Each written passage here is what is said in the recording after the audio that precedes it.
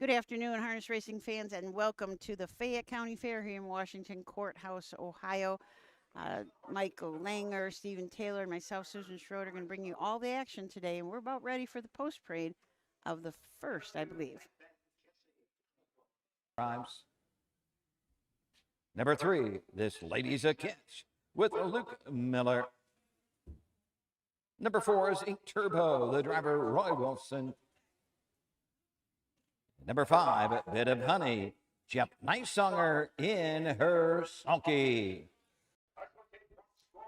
And I'm going to say we have an absolutely beautiful day here. What do you think, Michael? I don't think it could be better. No, I you are don't right. see any way for it to. We have a light breeze, mid 70s, a nice little crowd in the grandstand that out on the apron, and now it should be a beautiful few hours.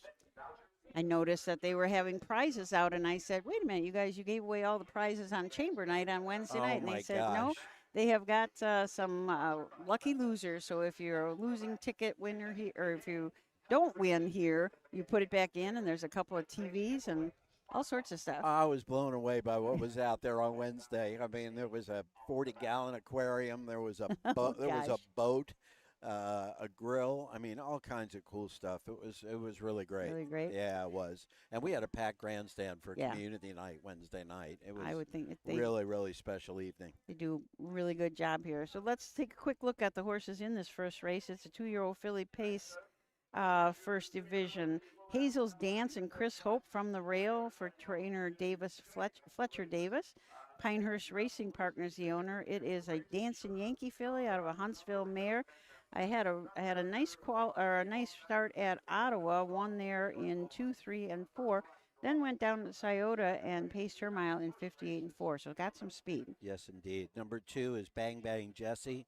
Alan Willems and the reins for Brian Georges. This is a Catch the Fire filly from the Always a Virgin mare, Always Rock with Roll, Lucky Label stable out of Grove City of the owners.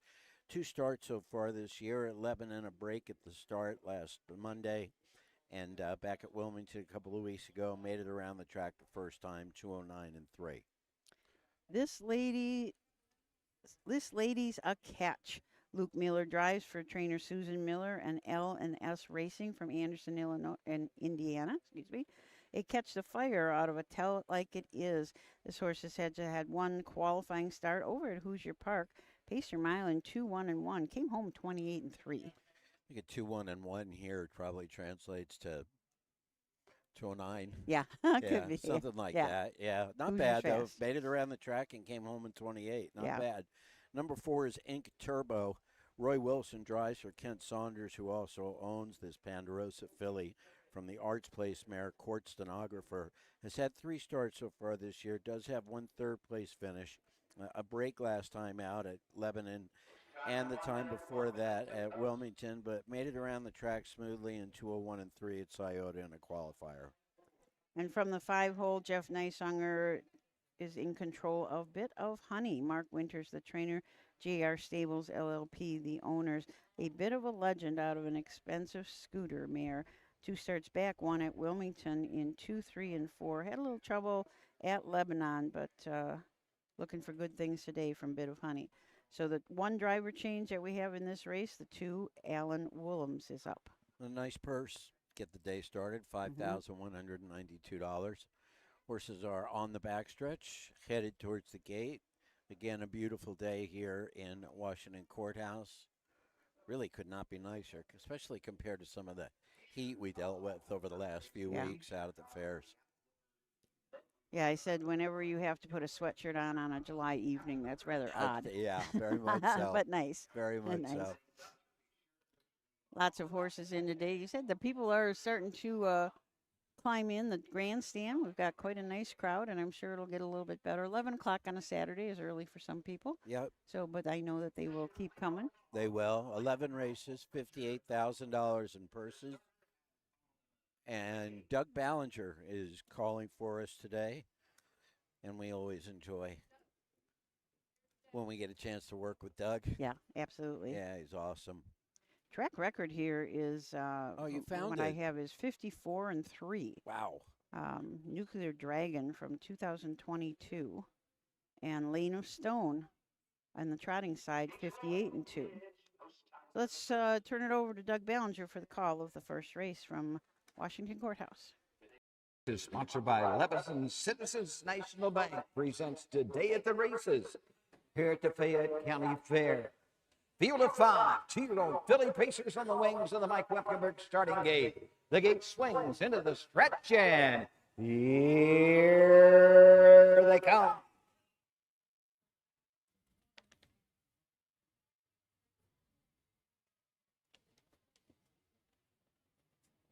The rough pacing Hazel's Dance for the lead, along with Bit of Honey on the outside. Ink Turbo comes out in third. Bang Bang Jesse will take a spot fourth, and the Yearly Trader is This Lady's a Catch. Field of 5 in straight alignment at the opening 8.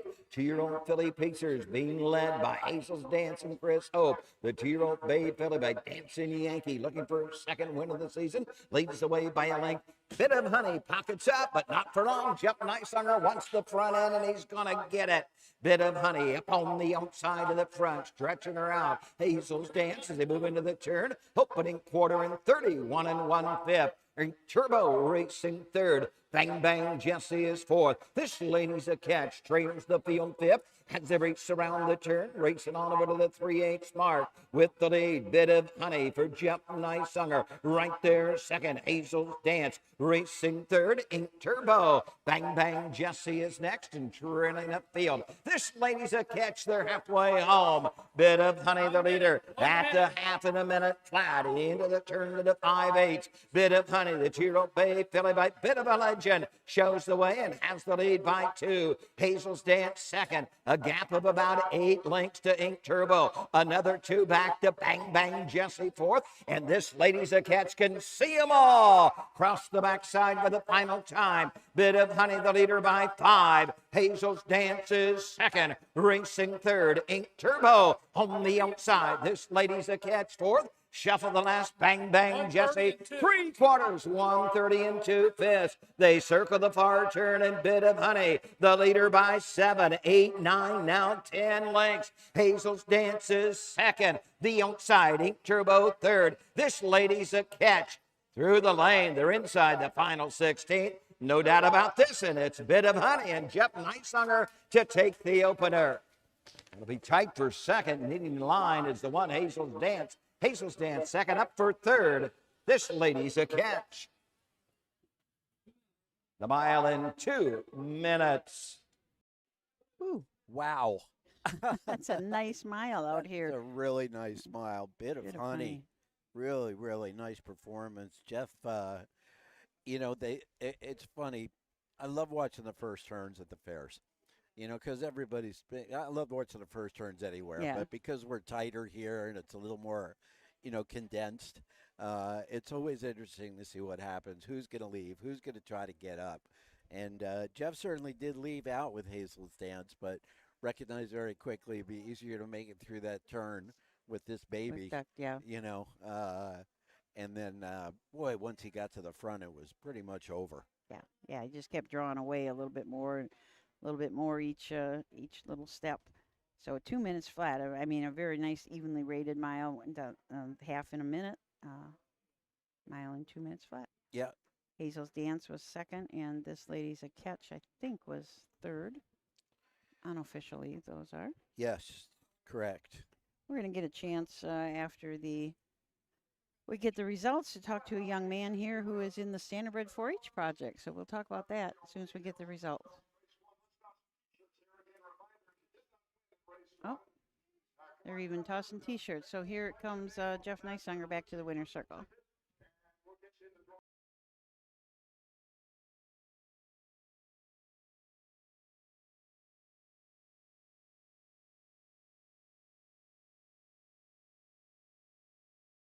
Circle you win of the first race. 2-year-old Philly Pace.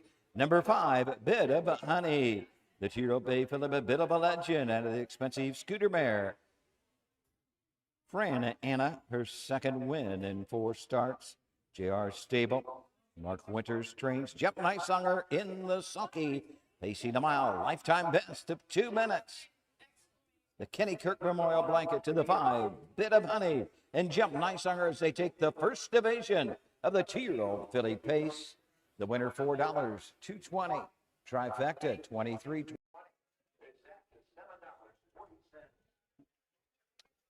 Even money favorite Bit of Honey takes the first. Hazel's Dance to number 2, Bang Bang Jessie, 5, 3. This Lady's a Catch, 3. Number 4, Ink Turbo, 4. The 5, Bit of Honey, the winner. The mile, 2 minutes. Fractions of 31 and 1. 1 minute and 1:30 and 2/5. 2:53, 4, 1 on the bottom. Second race coming up in about 12 minutes. A field of 6. There are no changes.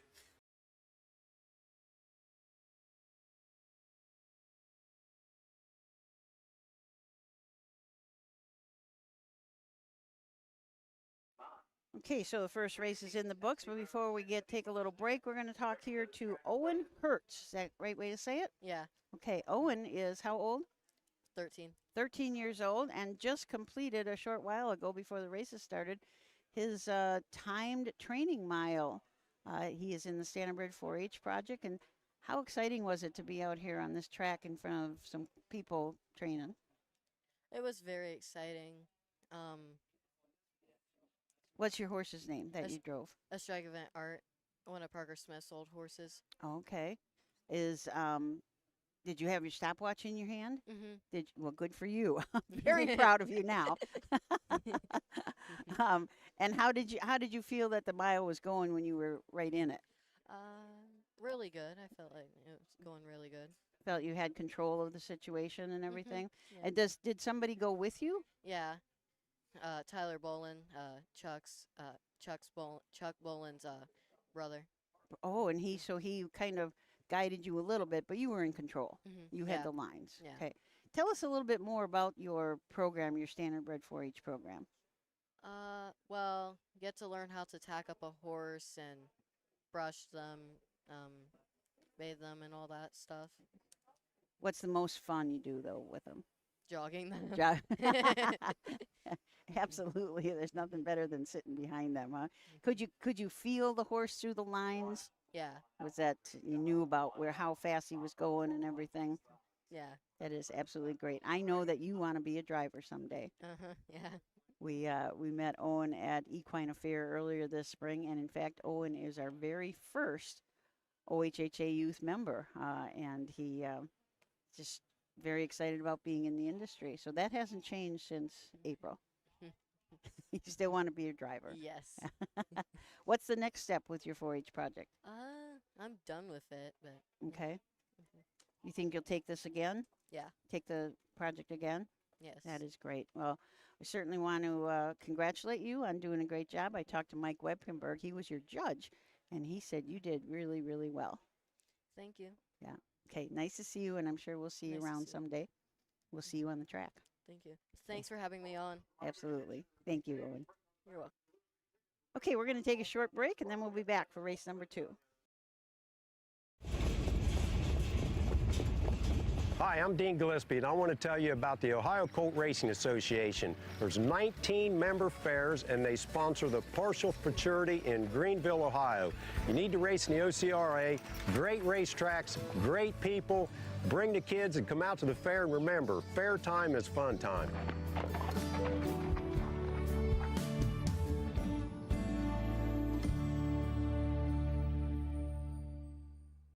At Ohio State's Galbraith Equine Center, our veterinary champions are here for your champions 24/7, 365 days a year, providing advanced specialty care for sports horses from all stages and disciplines. Our expert team of boarded surgeons and sports medicine and rehabilitation specialists, together with veterinary cardiologists, internal medicine, and ophthalmologists, make our hospital your best resource for all sports horse performance issues. The Ohio State Veterinary Medical Center's Galbraith Equine Hospital. Call us today at 614-292-6661.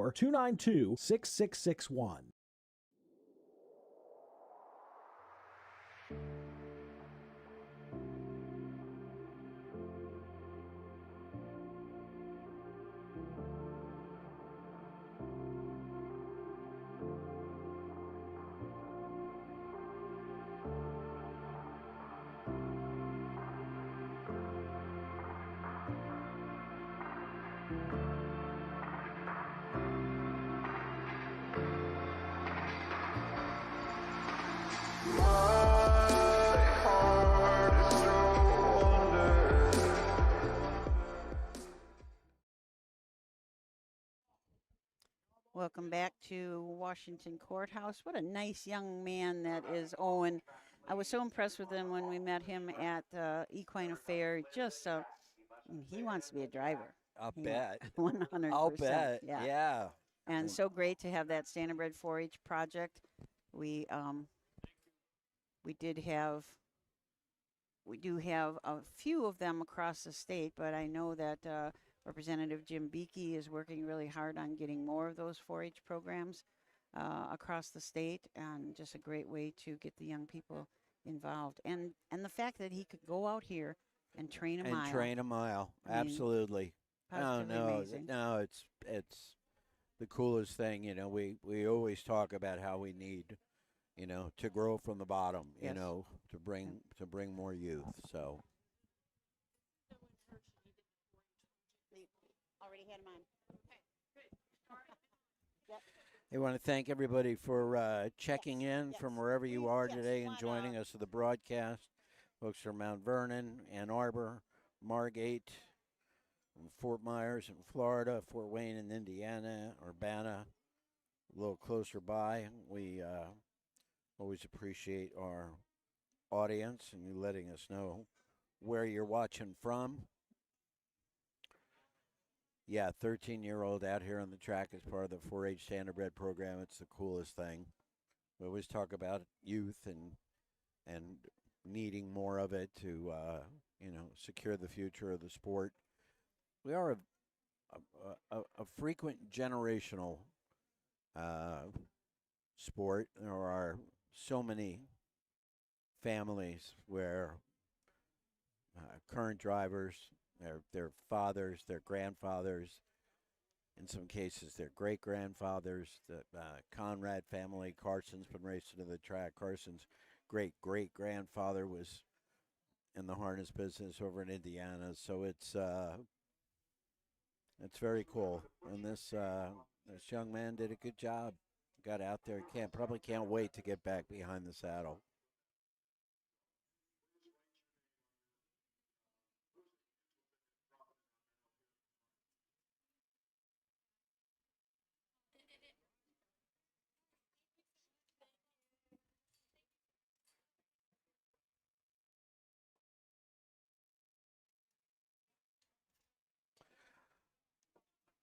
I got to get my Saratoga T-shirt. Somehow I ordered it, and I think it got potentially mishandled. I'm not really Ooh, sure yet. Sent Yeah, someplace. yeah, Yeah, I see people having those on. That's yeah, pretty neat. yeah. Very, very cool. I think there was close to 10,000 of those were ordered. Oh my gosh. Yeah, no, it was a huge successful program. Wow. Yeah, I'm referring to T-shirts that were made up by someone in upstate New York who was close by the fires in Saratoga that happened up there in a barn a couple of months back. But as always, the community has come together. Yeah. Yep.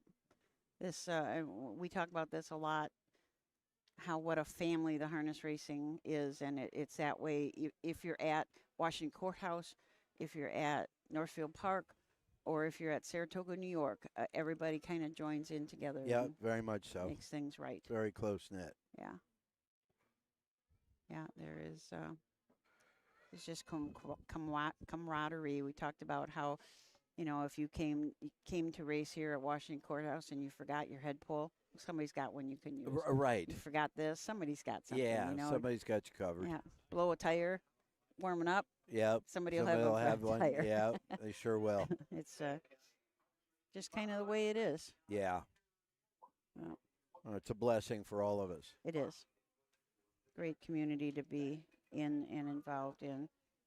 Let's see, we've had 60 horses today with 34 different trainers, 11 races. We've got some busy trainers out there. Mark Winters and Jeff Neisanger each have 6 in today, and Brett Schwartz has 5. So those are going to be some busy barns. And on the driving side, Neisinger's got 6. Let's see, it was Kenny Holiday that had 5, but I think Mickey's got most of those drives, yeah. so that's 5. Dylan Fagan has 5. So a couple of busy boys. We have one other fair in action in about a half hour or so down at Piketon today, a noon post Oh, time. that's right. That's right. It's not going to stop now until No, September, until no, mid-September. it's absolutely not going to. Yeah, there are fairs, so many fairs and so many. This is even unusual today because I see the couple races have 3 divisions, and even that is rather unusual now. It's usually 2 divisions per fair Right. because of the places that they race. But I think a lot of people like to come to Washington Courthouse, so Yeah. they fills Well, up a little bit. it's a good spot. Yeah. It's a good spot for where a lot of our trainers are stationed. Yeah. And Uh, there's a lot of people stabled right here. Yes. So that does bring Yes. in, a lot of people want to, Yeah. you don't have to ship. What better is Yeah, that? nothing better than that. Nothing better than that. Yeah. You've Or- gotta- Talking on Wednesday about how the Luthers have set everything up down in Kentucky Mm. now, and how they're just shipping all over. Yeah. From down Yeah. there. I heard that they do have some stalls like reserved for them at different fairgrounds, so they could maybe ship from Kentucky up close, someplace Close to the where closer they're to Scioto where they're or going. closer to Northfield. Yeah. Yeah, so they don't have to. They don't have to That's- ship all that in one shot. That's another thing that our industry does. Yeah. Is making that available and everybody working together to make it more efficient for all, because they come from near and far. Yes. To every fair,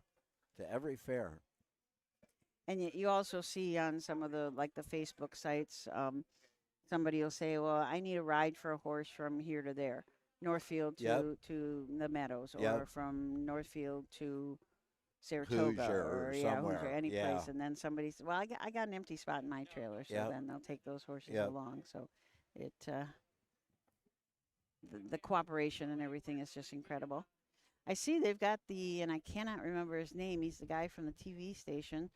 Yeah, that from is- Channel 6. Yeah, is giving out the prizes again today. Was it Ken? I don't remember. It is.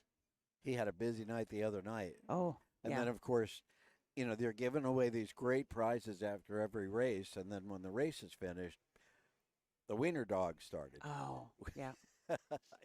And he was emceeing that as well. So That's- a pretty busy night. That's always crazy. But he's always And, smiling. I guess he must be from down here. I believe so. And he is Yeah.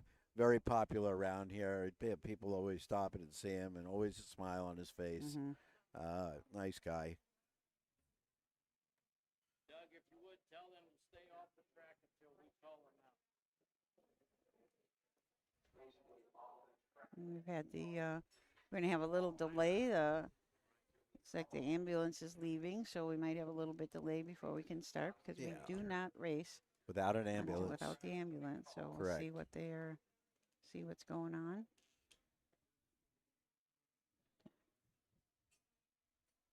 Oh, okay. Oh, boy. Yeah. Okay, so if we hear any more information about that, we'll let you know. But I don't think it is serious because the ambulance is sort of stopped. So we'll see what's going on. I think he's parking. Oh, it looks like he is. Yes, you're right. Just the lights are going, so I don't.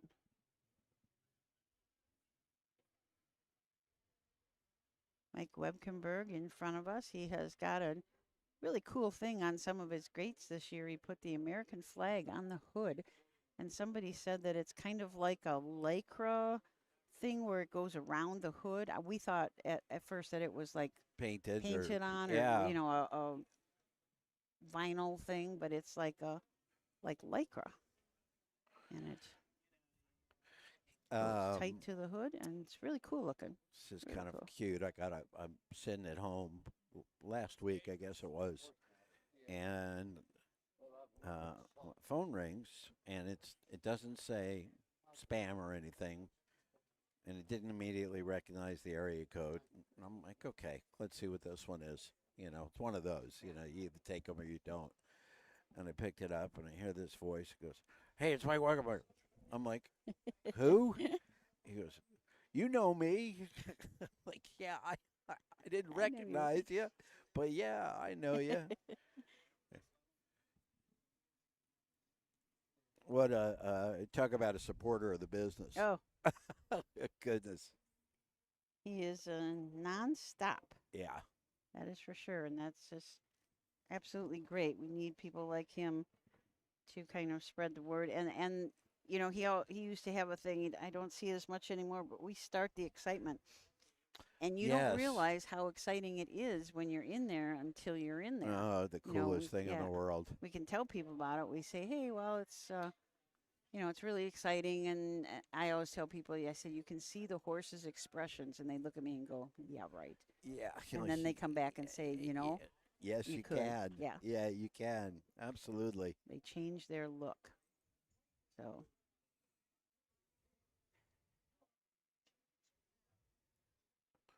So, what do your what's the score?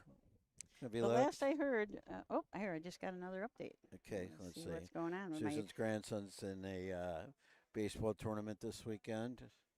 Oh, they lost game 1. They were up 5-0. They were up 5-0. I'm not sure what happened Oh no! there. So lost game 1, but I think they will. I think they still play a second game today, even so. Could be a double elimination. They Yeah, just have to win yep. the next one. I think it's something like that. Where's that taking place? Actually in Circleville. Okay. So, and the funny thing is that my grandson's coach for baseball is Dustin Arledge, who races horses. Yeah, he sure does. So, again, that kind of community. And Yeah. he's just an absolutely great coach. If he's as patient with his horses as he is with these those boys, kids. Yeah. he's got a good thing going. How old is your grandson now? He is 10. He's 10. Yep. So that everybody in that they've got a couple of 8-year-olds, and I think 10 is as old as you can be in there. Okay. So, yeah, it's a great thing for the kids. And like I said, with Dustin being his coach, it works out really well. Yeah, it does. And I told him, I said, you can call him Dustin when we're at the track, but when you're on the ball field, you call him Coach. Coach. Don't Right. call him Dustin. no. Right. Right. But, you know, we talk about getting kids involved in harness racing, and we have the Backstretch Buddies Club Yep. for the little kids up until they turn 12, and then after they turn 13 or so, up until they're ready for an adult membership, we have a youth membership. So trying to get these kids more involved, and I think that you see it in sports. When the kids are all together, it's like it feeds on each other. You know, their love of something just gets bigger and bigger because their friends are doing it. 100%. And I think that's with the youth. And a week from today at Scioto Downs, next Saturday night, we're having a youth night where it's a family night at the track where there's all sorts of things. They're going to have corgi races. They have bounce house. They're going to have a petting zoo. They're even going to have a name the foal contest. Midland Acres from right here in Fayette County is bringing up a foal, and everybody will put their ideas in of what they want to name this wow. foal. So that's really, really cool. And we're going to have horseshoe decorating. And if there's any of our youth members there, if you come and you have your Backstretch Buddies, you're going to get your Backstretch Buddies T-shirt. Oh, how awesome. This So, next Saturday Next night Saturday at night Scioto. at Scioto. Lots and lots of fun. So It we're sounds looking forward great. to that. And also on Saturday night at Northfield Park is the Summit County Fair races that are held at Northfield At Park. Northfield, 'cause right. Summit County does not have a track. So that's going to be a very exciting night too. So no matter where you are, you'll have to watch both places. Yeah. Home on your phone, Yep. in your car, we won't tell. Thank you. We're just waiting for the horses to come out and get a little warmed up here after Yeah. our short delay. I imagine they'll be out quickly. The trucks and tractors are doing their thing on the track, Yeah. so guessing they're getting ready. I see we have Jimmy Byler here to throw the blankets. He is kind of gotten to be a hot commodity around the fairs. Everybody wants Jimmy to make sure the blankets are straight. Jeremy mentioned that to me the other night as well. He said Yep. they'll fly him in from anywhere Yeah. to do that. Yep. It's so funny. He's an Urbana guy, and he started out just doing them at Urbana. And I mean, he will not let Brad Conrad take that picture until the blanket is just perfectly straight, Well, just perfect. I have to tell you, and you know this is kind of funny. So Jeremy gives me this praise about him, right? So first race ends. So I'm thinking, okay, now normally there's younger people in there. There's kids Mhm. sometimes that help out with the blankets. Normally it takes about, I would say, 4 to 6 adjustments, Yeah. right, to get the blanket in the right spot. So I'm like, okay, I'm going to test this guy. I'm going to see. I'm going to see what it takes. First blanket, 2. Too. Yeah. So I'm like, okay, Jeremy, you're right. Yep. This guy's He's a a pro. pro. Guy knows how to throw a blanket on a horse. He does. He got to come to Delaware last year and do that. So, Oh, is that right? yep, that's like the big league. Yeah, that is the big league. Okay, so I see horses are starting to come out for this second race. 2-year-old filly trotters. This is the Ohio Colt Racing Association circuit. We have 4 circuits in Ohio, and this is just a one of the bigger circuits. I think they have 19 fairs, and just do an excellent job.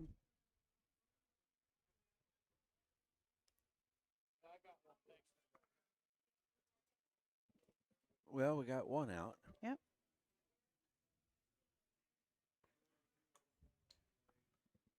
Doug was moving them along pretty good on Wednesday. Was funny. We were laughing about how Lebanon ended last Monday night in the dark. Yeah, you don't want to do that. Well, if you can help it. I was sitting at home watching on my laptop, and I didn't think that they were going to make it out for the last one, and I'm looking at the laptop, and everything outside of the track, the sky, was black.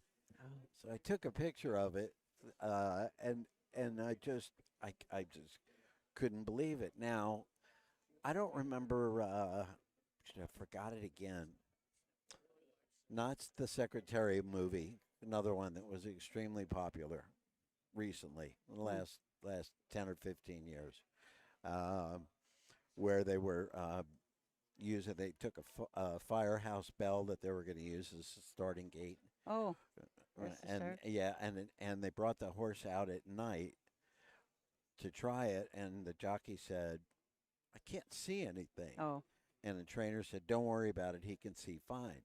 oh well. Now, I mentioned that to Ashley a couple of weeks ago. It came Mhm. back up, and we were doing a broadcast, and I said, and it was getting dark wherever we were, and I said, they can see better at night. And she said, "No, they can't." And I said, "Are you sure?" I said, "Because I saw it in a movie." Yeah. I think they can. Yeah. I am not sure. I know that when we're looking at it from in the grandstand, it looks very dark, but when they are out there, Yes. there's more light on the track than you can see, than Right. we can see. Right. So I always trust the judges that they Yeah. are pretty of sure course. that everything's Yep. okay, but Yep. it is scary watching it from Well, here. and they got those last 3 races off in about 28 minutes. Oh wow. So they squeezed it in. They Yeah. did a good job of getting it done. That was a long card. 24 Yes. races, 11. Yes. That was a big one. There was we've had a few this year that have been, I think, and I think again because of the more fairs now that'll start to slow down a little bit. Yeah. There won't be as many races. Right. Yeah, we had So- 21 in Circleville, I think Yeah, it was, yep. right? So unless you have a double header now, I think that they're starting to slow down a little bit, less Right. races. But Well, I am going to make, if Frank Froz is listening, Frank Froz is our executive director, and I have a request for him. oh, okay. I think that the OHHA should give out fair fan grants. Not to the fans in the stands, but to the fans that are up on these poles blowing air into the grandstand. Susan is Can you get a picture of one? Susan is Steven? referring to 4 fans that have been installed here at the grandstand. They are nice fans. They are nice. They are spread out every third pillar Yeah. throughout the grandstand. And let me tell you, they help. They are blowing some air. They are blowing some they air. Really are. Yes, they they are. Swivel back and forth, and I think that we should do a fair fan grant. Yes. There you go, Frank. What do you think? Let's institute that for 2027. Sure. It is making it super comfortable in here, and I would imagine that if it's warm, it would be really great. So. I think that's Mike out there standing in the middle of the racetrack. Yes, he is. Mr. Elliott refused to be transported. He's on blood thinner, so they're taking him to his barn. We have to wait till they get him into a wheelchair and then get them back in position before we. Okay. We won't say that on air. No. We won't going to say that on air, but I appreciate that. Yeah. Yeah.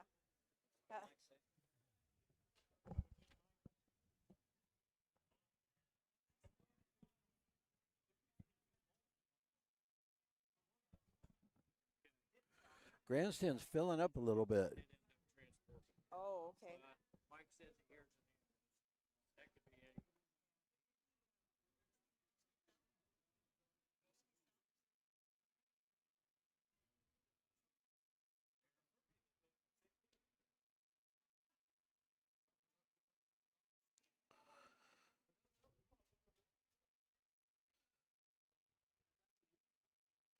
The season is heating up, not just at the fairs, but around the country. Big races on the horizon. Yeah. Hambletonian in just a couple of weeks. The Adios today. Yes. Del Miller Adios this afternoon at the Meadows. They got a TV deal this year. That race is going to be broadcast live on the CBS Sports Network. Streaming later That's what today. the Adios is The on Adios, CBS yep. Sports. Wow, that's great. 5 o'clock this afternoon. That is great. Yep. More and more of that.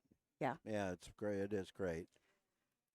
And I think Ohio races are going to be on Fox Sports. I think 4 times this year. Super Night. Well, we had the next. We had the Next Generation. Super Night. Super Night. And then of course the Breeders' Crown. Oh yeah. I was thinking that there was one more. Yeah, Breeders' Crown will be on one of the big networks. Yeah. For those of Oh, you I who- cannot wait for that. I know that's going to be so It's so great. exciting. Yeah. It's amazing the preparation for something like that. It's just absolutely incredible. Well, they started. The Breeders' Crown was awarded to the Red Mile down in Lexington in 2027, and they have started doing a bunch of just work that's needed to be Yeah. done. You know, some barn painting and Yeah. updating a little bit. Not sure what they're going to do about paddock racing down there because their paddock, it's a new paddock, and it's a 4-sided paddock. So it holds 4 races. It'll only hold 4 Okay. races, yeah, and then everybody else will have to come out of the barns. Yeah. Get in there ahead of time. Well, I imagine they'll turn some barns into detention barns. Yeah, and- they sure will. I'm sure they will. Yeah, it's a big undertaking for racetracks to have that, but yet everybody yeah. wants it because it's so prestigious. Absolutely. The eyes of the world are on that track for those 2 weekends. It's just awfully exciting time. I guess at one point they used to spread the crown out and race it at different places, and I put a post up at some point about Scioto Downs having its first Breeders' Crown, and I was corrected. Yes. That they have had just an individual race. I think it was one of the divisions.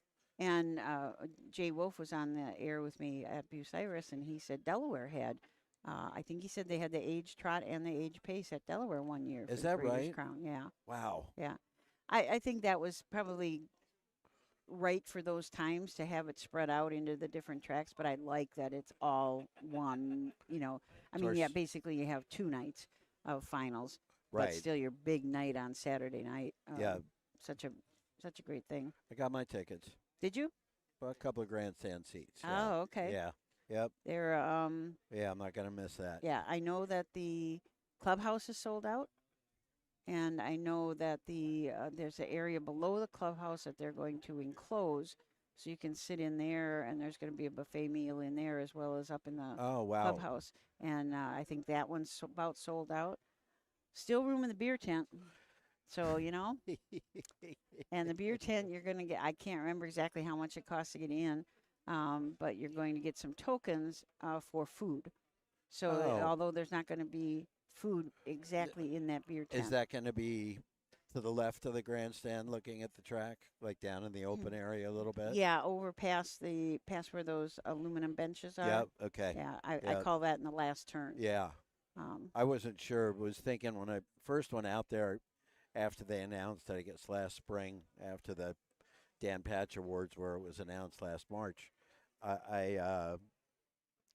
The first time I went out to the track, I'm like, okay, where are they going to put the temporary bleachers? Because there's not enough room here for everybody. But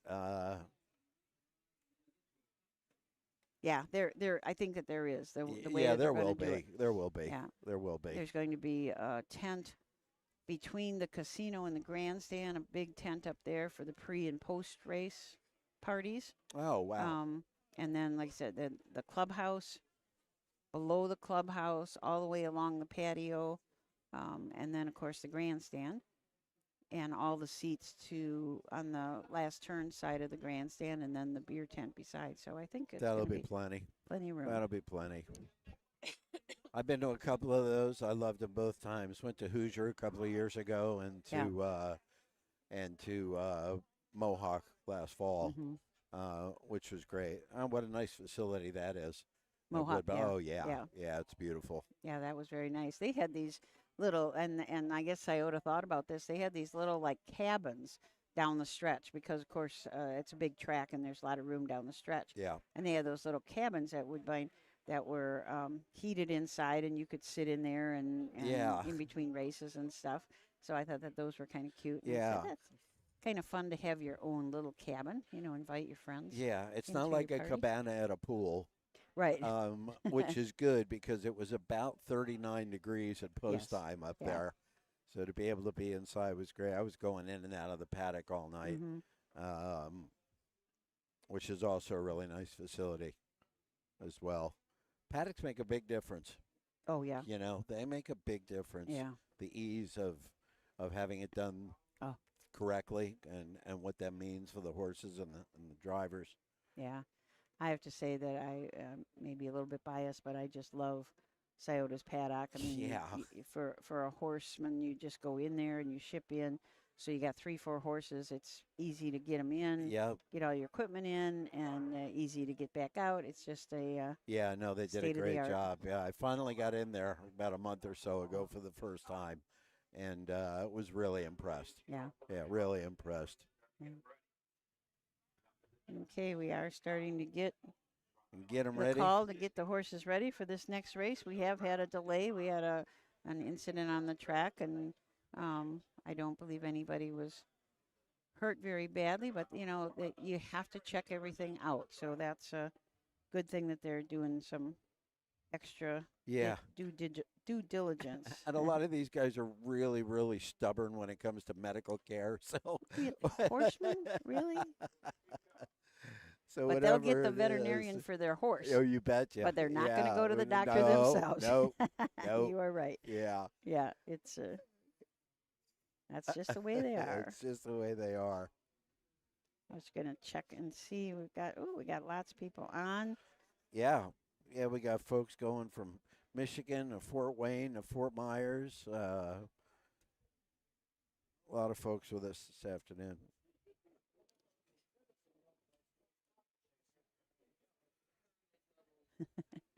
Dave Myrick says, really great that the OHHA gives us old timers a chance to see these races, especially when my son is racing. Absolutely, Dave. It is.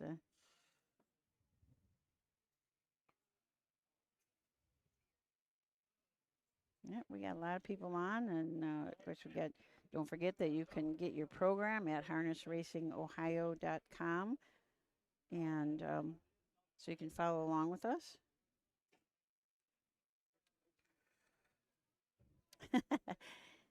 Dave says, "Are we at Washington Courthouse or Northfield? We got a long drag in there." Yeah. We did have a little. Yeah, we did have an incident on the track, and somebody got hurt. So we are making sure that that person, I think that person just did get taken out. So Yep. and we still have an ambulance here. So the horses are coming onto the track, so we won't be long. Welcome, Tim, from the Garage Bar. Now, I wonder if the Garage Bar The Garage Bar is named after the Garage Beer. It's a new, last couple of years, Garage Beer has grown intensely in market share.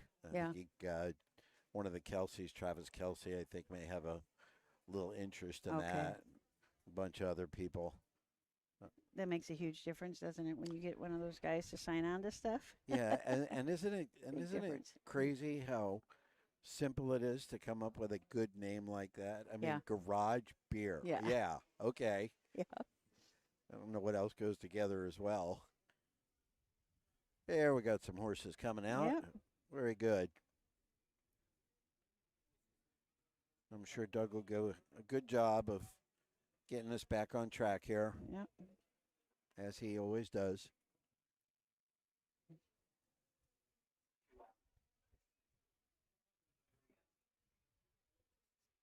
A couple horses out. Nice, calm-looking 2-year-old trotting filly there going by. Look at that. Second copy. Yeah, super sweet looking. Yeah, just jogging along. Don't have to have a big hold of her. I like those kind. The older I get, the more I like them. I was talking to some folks over here prior to when we went on the air about how I always like to watch the 2-year-olds when they're on a track in front of a grandstand for the first time. 8 out of 10 of them are turning their heads and looking over like, hey, what's over that? What's all that? Those guys all here to see me? Yeah, right. For me? Yeah. Looks like they're going to get the horses lined up, and we're going to have a post parade. Second race is a division of the 2-year-old filly trot, Ohio Colt Racing Association, the Miller Memorial Trot, going for $5,106. All maidens in this race, so somebody will be coming to the winner's circle for the very first time. Hey, I noticed something in the program later on today. We have a maiden driving race. None of the drivers. Really? None of the drivers. And let me see if I can find it real quick. Oh, it's the next race, the third race. There's 4 horses: Alex Willems, David Justice, Amelia Smith, and Christina Smith. Oh, none have won this year. None have won a race this year. $318. This division for $5,106, the Miller Memorial Trot. Field 6, number 1. Second copy, driven by Chris Hope. Number 2's Trotting Non-Cash with Casey Kelly. Roy Wilson, the 3, Busy. Number 4 is So Proud, driven by David Meyer. Number 5, Steady Mind, the driver Doc Holliday. And number 6, it's a second-tier start for Creating Sassy Rose, Dylan Fagan in the sulky. Yeah, let's take a closer look at these horses. The one, Chris Hope drives, second copy, Fletcher Davis, the trainer, Pinehurst Racing Partners, Pinehurst, North Carolina, the owners. This is a Volstead filly out of a Chapter 7 mare. Copy that. It's had 2 lifetime starts, finished 5th, made some breaks at Ottawa, but what a nice race at Wilmington. Was second, just back by a length and 3/4 in 2:11 and 4. Number 2 is Trotting on Cash. Roy Burns trains. Casey Kelly in the bike. This is an Uncle Peter filly from the Don't You Forget It mare, Crystal Clear Cash. Roy Burns and Casey Kelly share ownership. 2 starts this year, 1 second, 1 third place finish. The third was last time out at Lebanon in 2:05 and 3. And before that at Wilmington, second place in 2:05 and 1. Busy, and Roy Wilson will start from the 3-hole. Roy is also the trainer and the owner. This is a Team 6 filly out of a Sand Chaser mare, Lippy. This horse was purchased at the Blooded Horse Sale for $2,500. Had a really nice qualifier earlier this year at Scioto Downs. Trotted in 2, 4, and 1, and has had a 6th place and a 5th place finish at fairs since then. Number 4, So Proud. David Meyer trains and drives. Julie Meyer and Kelly Meyer, the owners of this Team 6 filly from the Jailhouse Jessie mare, Oh So. It's had 4 starts this year, 1 third place finish. Tough race last time out at Lebanon. Came out of the 7-hole. Was 4th at the quarter and then parked out the middle half from there. Faded to a 4th, but came home in 32 and 4 and 2:08 and 3. Previous to that, a 3rd place finish at Wilmington and a 4th at Ottawa and at Circleville. Steady Mind and Ken Doc Holiday from the 5-hole, so from the very outside. Jeff Neisanger trains. Kathy G. LLC and Jonas Hirschberger, the owners. This is another Volstead out of a Donato, Hanover. Change Your Mind. Purchased at the Buckeye Classic sale for $9,000. Did make a start in the Next Generation. Had some bad luck there. And also in a Ohio Sire Stakes. So I think she's here at the fair. Raced really well at Lebanon. Finished 3rd there, just back by 5 lengths. Number 6, Creatine Sassy Rose. Brett Schwartz trains. Dylan Fagan in the bike. The Creatine filly by the De Retour mare, Miss Conway A.D. Brett Schwartz and Racehorse Express are the owners. 2 starts this year, 1 second place finish, and that was at the Hilliard Fair earlier in the week. Got parked out the 3rd quarter, but only got beat by a head and came home in 31 and 2. Before that, a 5th for $20,000 at Scioto. Got a nice little check there. And a 4th place finish and a win at Delaware qualifier back on June 23rd. And those are your 2-year-old filly trotters. All maidens for another 2 minutes. Maidens, yes, for another. One will not be. I'm going to go with 2 minutes and 4 seconds. Yeah, I agree. It's going to be a little bit longer A little than 2 bit minutes. longer. But the track is fast. Yes, it is. They've been doing a really good job here. They do have, I think we said earlier, the track record here is a fast one. It is 54 and 3. So, fast mile. So they are behind the Mike Webkenberg gate. Mike Webkenberg, of course, the Webkenberg Starting Gates, the sponsors of our passport program this year. So we want to thank Mike for that. 1 trailer, Creatine Sassy Rose, will be behind the 1 horse, or basically behind anyone he wants to be. Oh, they are 6 wide. I thought he said, I'm sorry about that. Okay. Thank you, Stephen. Let's turn it over to Doug. Here they come.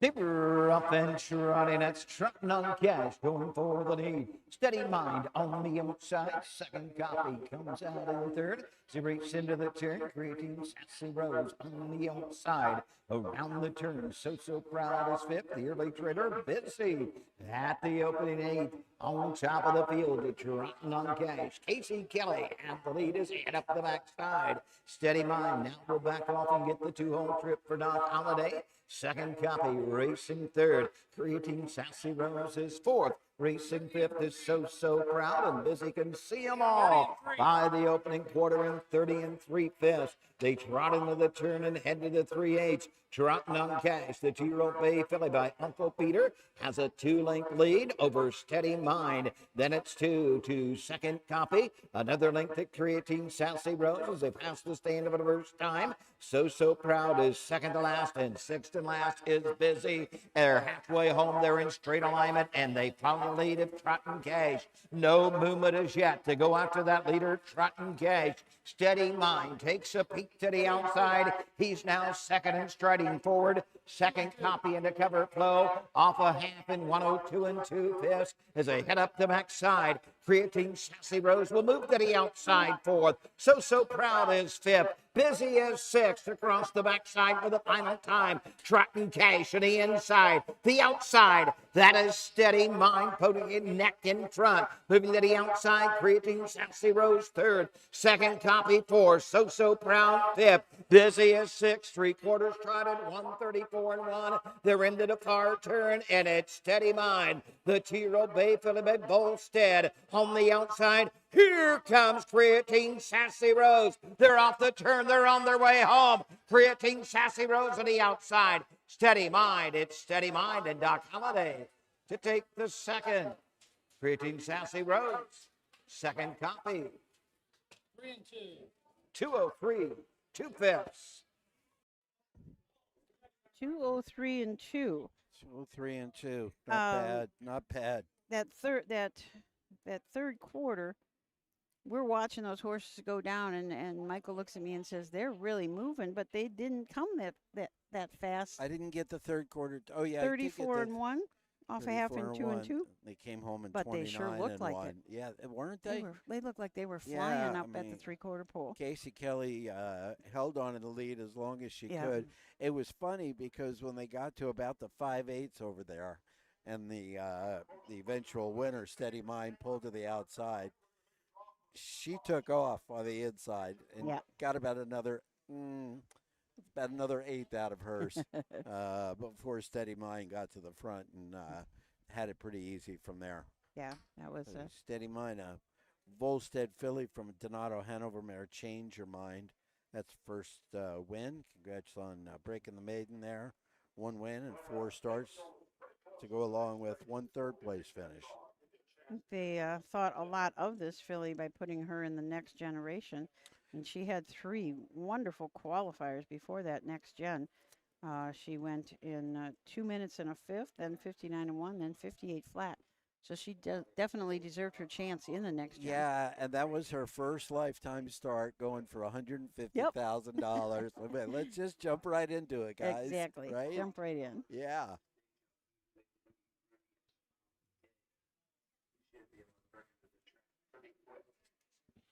Doc Holliday, a veteran driver, always does really well with the younger horses.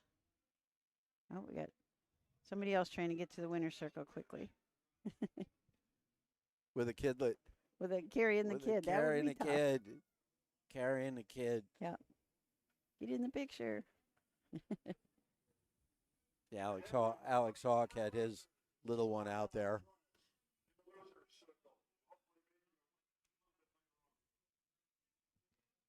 Brad Conran taking the pictures today.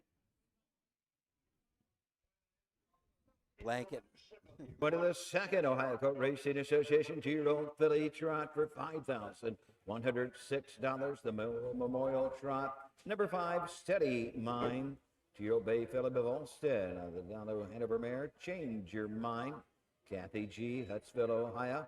Jonas Hirschberger, Middlefield, Ohio. Jeff Nicesonger trains Doc Holliday in the sulky. The mile, 203, 2/5. Steady Mind.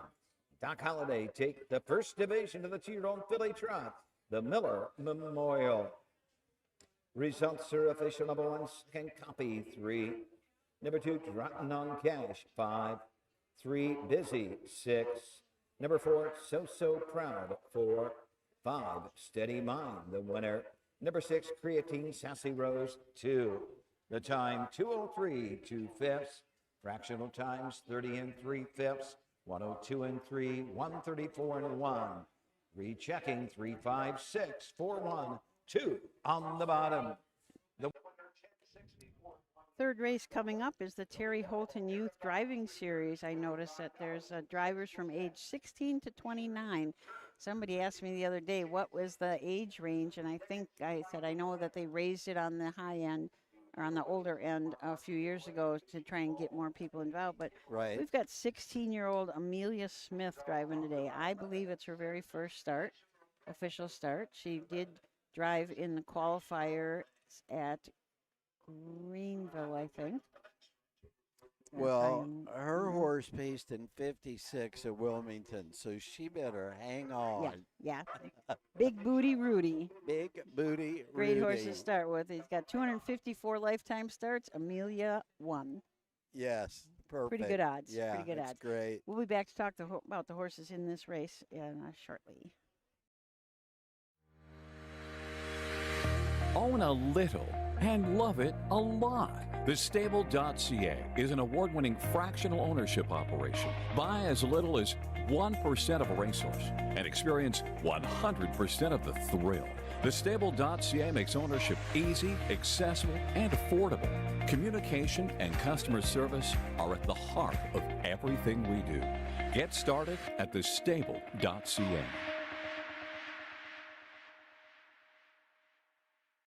When you need supplies for your horse, one name stands out, Big D's. Since 1976, Big D's Tack and Vet Supply has been the equine experts you can trust. Whatever your horse needs is available at Big D's Tack and Vet Supply. Visit the retail outlet in Streetsboro, Ohio, or order online at BigD'sWeb.com. Sign up for text messaging and receive $10 off your order.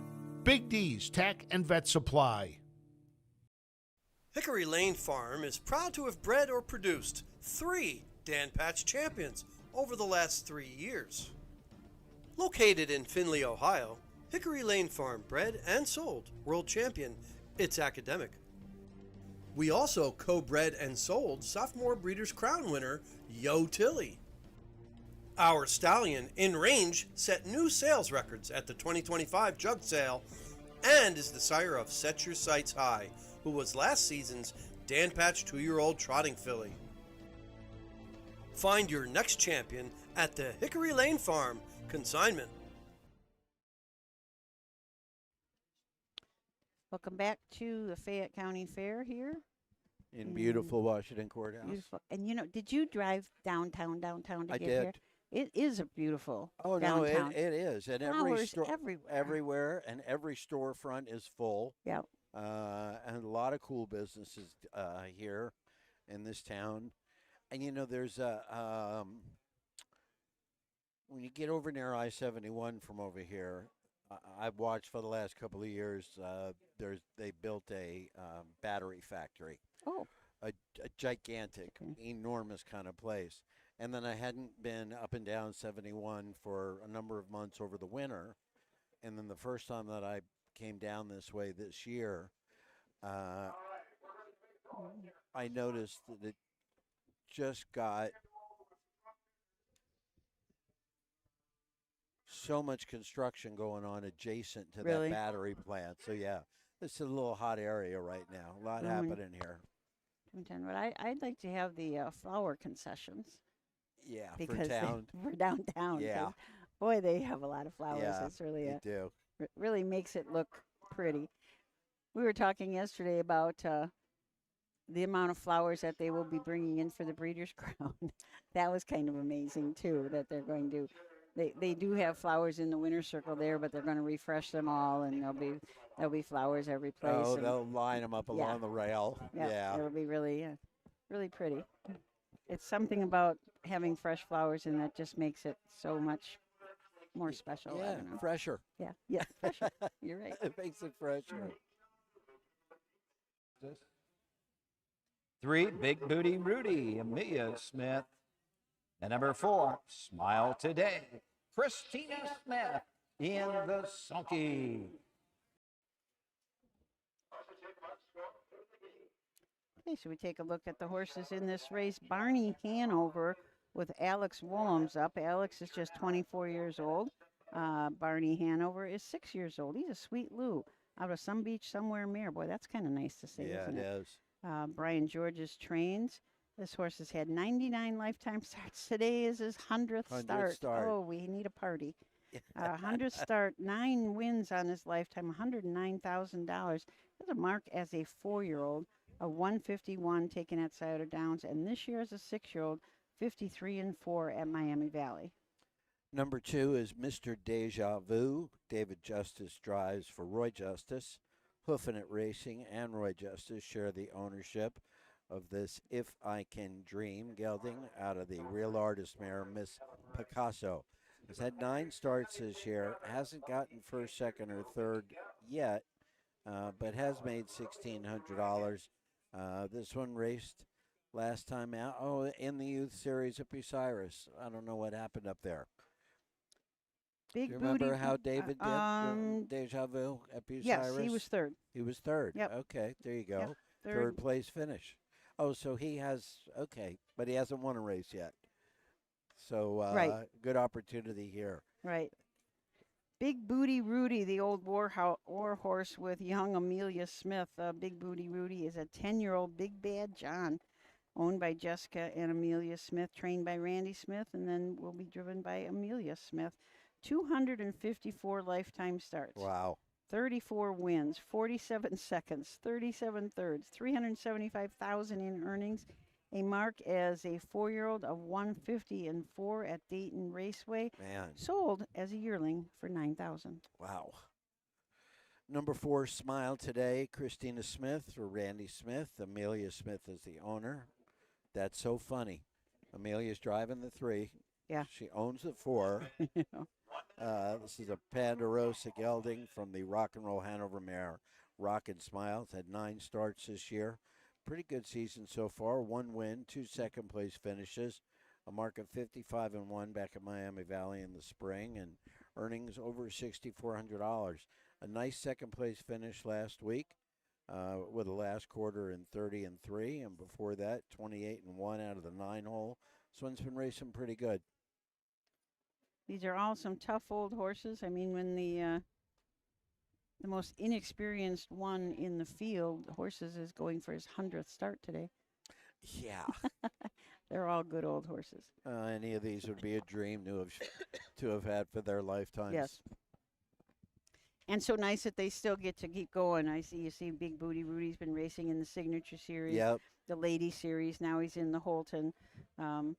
These horses, Barney Hanover's been racing some at Scioto Downs, as well as Smile Today. So it's nice that they can bounce back and forth. Yeah, have a place to absolutely. race. Yeah. I'm going to mention this one more time, and then I'm not going to talk about it anymore, David. I could not recognize David Justice at Bucyrus because he cut his hair. Oh, is that right? He used to have that Long hair coming out of his helmet. Long thing. Yep. The horses are approaching the starting gate at the top of the final turn. Third race, the Terry Holton Youth Driving Series with a purse of $1,000. Let's go up to Doug Ballinger for the call. Field of 4, Terry Holton Youth Driving Series. Here they come.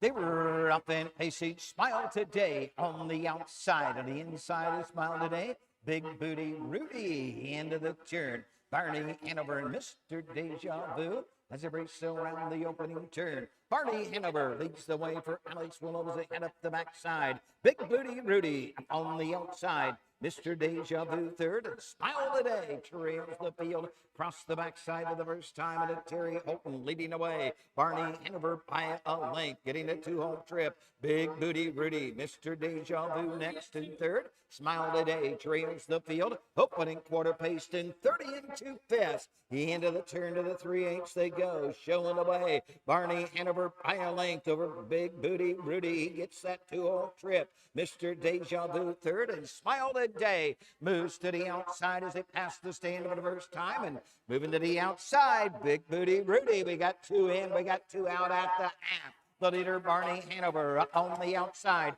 Big Booty Rudy on the inside. Mr. Deja Vu on the outside. Smile Today at the half, and 59-4 to the 5/8 they go. Barney Hanover, the leader. The inside, Mr. Deja Vu. Big Booty Rudy on the outside. Coming at him with every stride. Smile Today racing forth. Down the backside, Barney Hanover on the outside. Big Booty Rudy the inside. Mr. Deja Vu. He'll need room and smile today. Can see them all. They're in the far turn. Barney Hanover. Alex Woolham has them by 3/4 in 130. And he opens up to 2.5. Into the turn. Big Booty Rudy the outside. Mr. Deja Vu the inside. Smile today trails. They're off the turn. They're on their way home. Barney Hanover. Big Booty Rudy on the outside. Coming after that leader. Barney Hanover. Big Booty Rudy with that brake stride, but coming to the line. Barney Hanover, Big Booty Rudy, Mr. Deja Vu, and Smile today in that order in 1:59.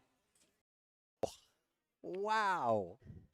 How cool is that? That was very cool. Nice smile Yeah. out there. Oh my gosh, that was great. Barney Hanover just went to the top, and Alex did not look back. No, Amelia got a little impatient. I'm not sure that she Possibly. needed to pull at the half Yeah. and sitting in that 2-hole, but that horse raced really good He right raced up to tough. the end of the race. It held on for a second. And I think she knew. Amelia knew because she didn't get after him a lot. She knew she had second. Absolutely. It wasn't going to push him No. anymore. So yeah, a good drive. Yeah, it was a good drive. Good drive by all of them. Nice Absolutely. and clean. That was great. So nice to this Terry Holton Youth Series has been a great thing for kids. I mean, they're not kids. They're 16 to 29 today. Right. I can just see the Owen, who we had talking before, that just did his 4-H project out here in 2:36, I think he said. He's probably just waiting. Oh, get he this. can't wait for that. He can't wait for his first sub 2-minute mile. You bet.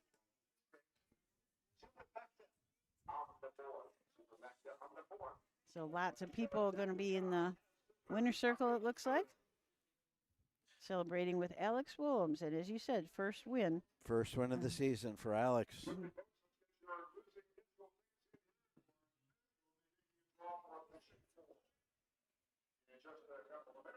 Fishing pole. Oh. The box that the aquarium was in that they gave away the other day was the size of that white banner on the rail. Oh, my gosh. Track photographer Brad Conrad. Wow. Yeah, it was Conrad. huge. In the winner's circle, anyone wanting pictures today? Returning, the winner of the Terry Holton Youth Driving Series. Number 1, Barney Hanover. Alex Willems for Brian Georges. 6-year-old bay got his son of Sweet Blue out of the Sun Beach somewhere. Bubble Gumpsies. 10th career win, Brian Georges of Wilmington, and Steve McDaniel of Shelby, North Carolina own. Alex Willems in the Sonky, 159. It's race sponsored by Right at Home Care and Assistance. Terry Holton, past director of the Ohio Harness Horsemen's Association, had a great one in Playboy Hanover. Member of the Ohio Harness Horsemen's Association Hall of Fame, Ohio Hall of Famer. Terry Holton, the Terry Holton Youth Driving Series. The winner, 340-280. Check the tri-tickets, 1-3 and an all, 860, exacta 1-3, 720. Number 1, Barney Hanover, the winner of the 2, Mr. Deja Vu 3, Big Booty Rudy 2, the 4 Smile Today 4, 159. 30 and 2 fifths, 59 and 4 and 130, 1, 3, 2, 4 on the bottom. That was a good one, huh? That was a good one. Yeah. Doug mentioned that one of Terry Holton's really good horses, Playboy Hanover. Yep. And Jay Wolf said he just came across a program page with Playboy Hanover on it. He said that was wow. pretty Oh, neat that's awesome. to see. Yeah, because that was a long time ago. So certainly want to thank the Holton family for continuing to do this. Right at Home Care and Assistance, who is the sponsor, is Ryan Holton's wife's, Holly Holton, her business, Oh, her awesome. home care business. Great. So Great. pretty special. So we're going to take a short break, and when we come back, the 4th race, the 2026 Wayland Winters Memorial Race, 2-year-old Colt Pacers, OCRA, going for a purse of $5,192. Dublin Valley Farms, home of Volstead, sire of multi-million-dollar performers, with his first big crop of talented 2-year-olds making their mark on the track. Also standing, Slay, son of Chapter 7, with his highly anticipated first crop of yearlings selling this fall. And Coach K. Hanover by world record holder Wallner with his first crop of 2-year-olds hitting the track this summer. Looking for your next superstar? Dublin Valley Farms and our clients proudly offer high-quality yearlings with pedigree, conformation, and performance potential at public auctions this season. Backed by a team that cares, Dublin Valley Farms, Fredericksburg, Ohio. The Ohio Harness Racing Passport is back. Sponsored by Webkenberg Starting Gates, the Passport takes you across Ohio's county fair circuit and now includes marquee events like Ohio Super Night. It's free and open to fans of all ages. Get your passport from the OHHA broadcast team and collect your stamps. Earn prizes all season long with more ways to win. Compete for the grand prize. Experience Ohio through harness racing. It all begins with a dream. In Ohio's lush pastures, a foal is born with the heart of a champion. Through dedication, care, and generations of world-class breeding, that spark grows into raw power. Today, Ohio's Standardbred industry offers nearly $24 million in purses for Ohio breds, drawing the best and rewarding the brightest. Breed, buy, race, and win in Ohio.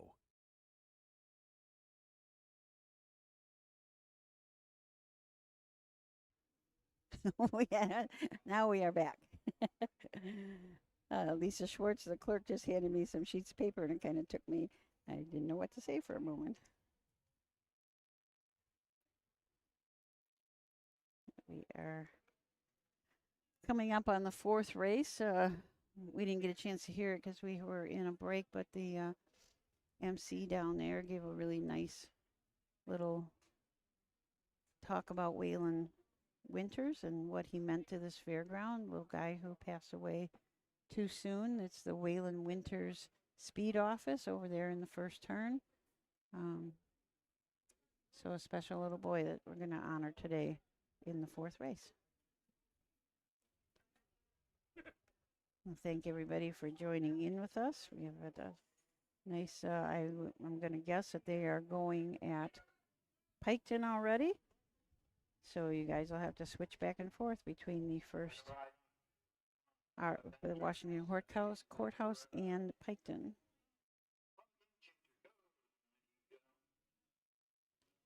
David Myrick said, a great way to honor your grandpa. They had a youth series about 40 years ago, and they raced at the raceways. Mike Wilder, Sam Coven, Char, and Brent Holland were in it. I believe that Charlie Myrick was in it. I think Sandy Beatty, who's still racing today, was in there. So nice that they continue this, and in honor of Terry Holton. Everybody's getting a beautiful blanket out here today. They've had a lot of sponsors. I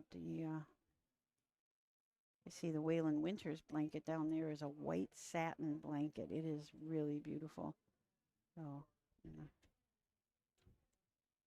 thank the team at Jack's Manufacturing for that blanket sponsorship.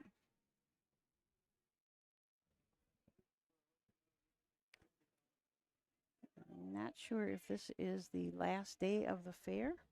I'm going to check and see if I can find out.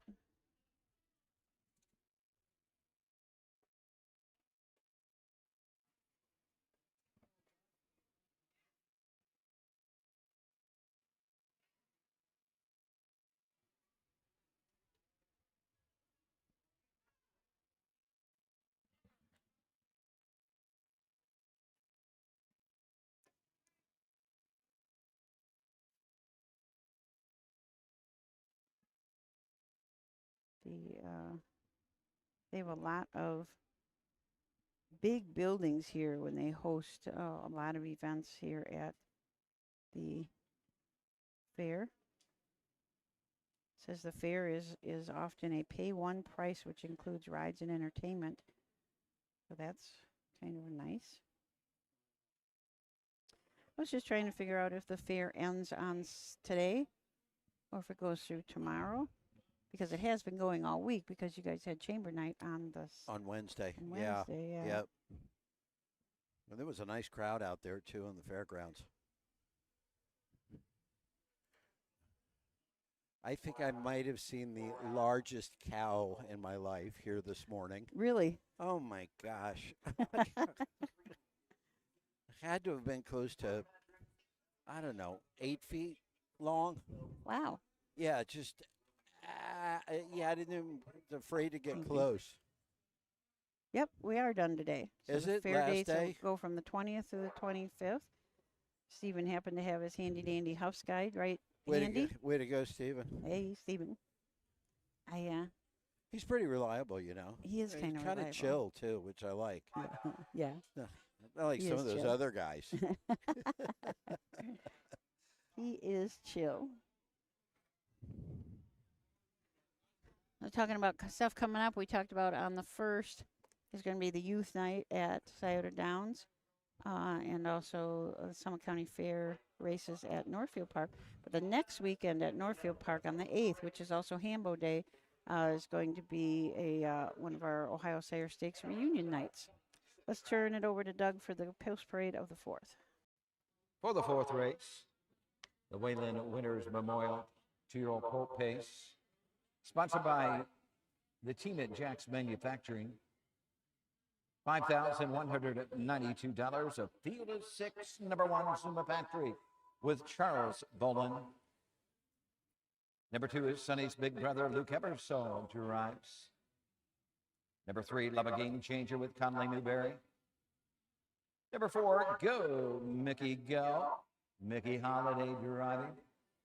Number 5 is Bona Fortuna with Jeff Nicesonger. And number 6, Romeo Dragon. Jason Beatty in the sulky. You will notice that all the horses in this race have blue and white ribbons in their hair in honor of Little Waylon. Oh, I like that. The one horse, Suma Patrick, Charles Bolin drives for Ty Van Roden, Scott Rooks, and Ty Van Roden, the owners. This is a Summa Cum Laude out of a Dragon Again mare, Picksink Hanover. A $10,000 purchase as a yearling at the Blooded Horse sale. This horse has had 4 starts, has made a few breaks here and there, so does not have, just has one individual time, and that was in 2, 8, and 3. Number 2 is Sonny's big brother, Luke Ebersol, drives for Wayne Bowman, who owns this Summa Cum Laude gelding out of the Ponder mare, Timmy Lynn. Off to a really good start so far. 3 starts, 2 wins, 1 second place finish. A really impressive wire-to-wire win at Hilliard last week by 8 3/4 lengths in 201 and 3. And before that, a tough second-tier trip and won by a neck down at Wilmington in 159. Love a Game Changer in Conley Newberry from the 3-hole for trainer Scott Ferguson, and Toop Stable from New Carlisle, Ohio. A Western Vintage out of a Better's Delight mare, Kaladi Blue Chip. This horse has had 3 starts at the fairs, a 5th and a couple of 4ths. It was purchased at the Buckeye Classic sale for $5,000. Did pace his mile at Wilmington in 2, 1, and 3. Number 4, Go Mickey Go with Mickey Holiday. Robert Warner is the trainer.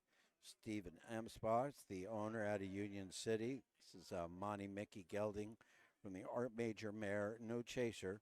Just 1 start. That was at Wilmington last week and ended up with a 3rd place finish, but paced in 159. Bona Fortuna, Jeff Nicesonger drives and trains for Myron and Sharon Keister and Benson Roth. This is another Summa Cum Laude out of a Real Desire mare, Real Ravishing. Nice race. Last start out at Lebanon. Finished 2nd, just back by 3.5 in 2, 3, and 4. And number 6 is Romeo Dragon. Jason Beatty drives for Brian Roebuck. William Hart out of Carmel, Maine is the owner. This is a Fear the Dragon gelding, always a Virgin's mare. Lady Capulet's had 2 starts this year. 1 3rd place finish, was 4th out of the second tier at Wellston last week and got his 3rd at Circleville back on June 21st. Those are your 6 2-year-old colt pacers going for $5,192. And as we know now, they score 6 right. And they score 6 wide. Yes. So everybody on the gate. I like it when, especially 2-year-olds, when everybody's like got their nose on that gate. I think that's good for them. Yeah, I've been up against that challenge down in my Southern Fair Circuit of Kentucky, where all of the tracks until we get to the High Bramble Training Center in Versailles, which is a 5/8, but the rest of them are 5 wide, all halves, and a lot of 6 and 7 horses in each one of our races down there, which is always a little bit concerning with 2-year-olds, particularly 2-year-old trotters. But thank goodness we had no issues all season long, so that's great. it's worked out really good. Horses are headed towards the starting gate on the back stretch, and in about 30 seconds, they're going to be taking off right here in front of us in the grandstand.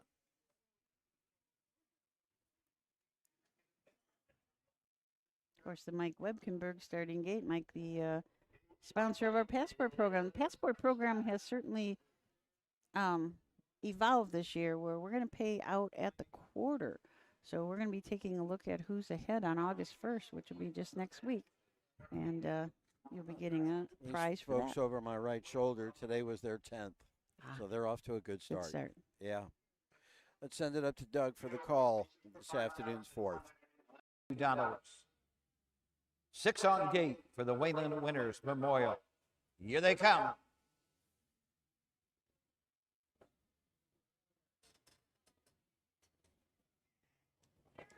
They were off and pacing at Sonny's big brother, going for the lead. Go, Mickey, go in the middle of the racetrack. Love a game changer as they move into the turn with the lead. Sonny's big brother taking a tack. Go, Mickey, go. He'll get that 2-hole trip. Love a game changer comes out in third. Romeo Dragon fourth. Bona Fortuna fifth. Trailing upfield. Zuma Patrick across the back stretch. They're in straight alignment going to the opening quarter. Sonny's big brother, the 2-year-old big yellow Sonny. Zuma Colada shows the way for Luke Ebersol right there second. Go, Mickey, go. Love a game changer third. Romeo Dragon fourth. Bona Fortuna fifth. Zuma Patrick trails the field. By the opening quarter in 30 3/5. No movement as yet to go after the leader. Sonny's big brother as they pass the stand for the first time. Coming over to the half. Go, Mickey, go. Nose to helmet is second. Racing third. Love a game changer. Out and on the moving outside. Romeo Dragon now fourth and moving up. Bona Fortuna will pick up that cover fifth.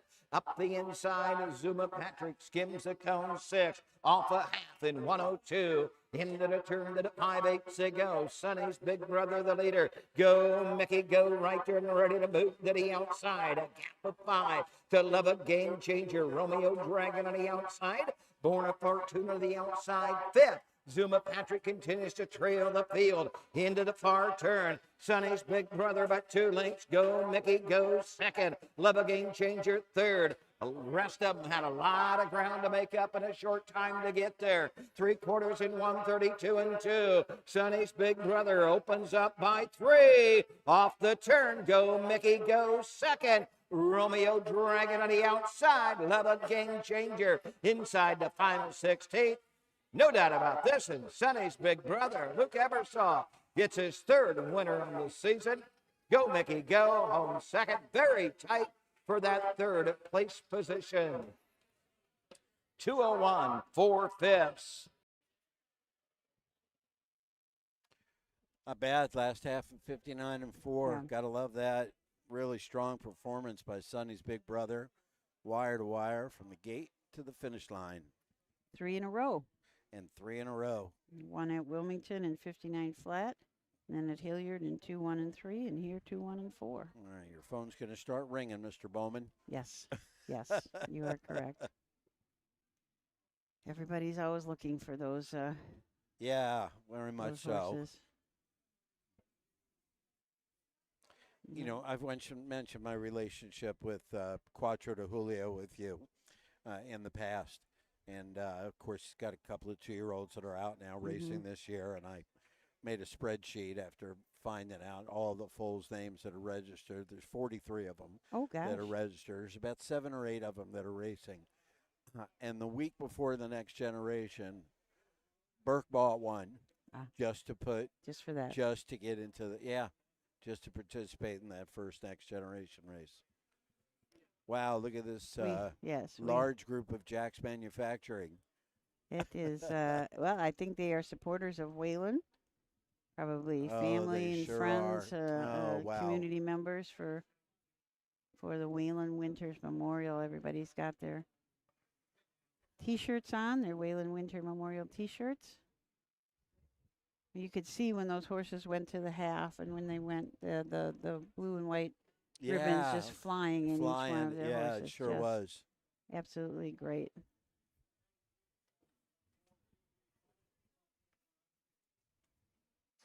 This is the biggest winner's circle crowd so far between, whoops, got a little wild one going on down there. Oh.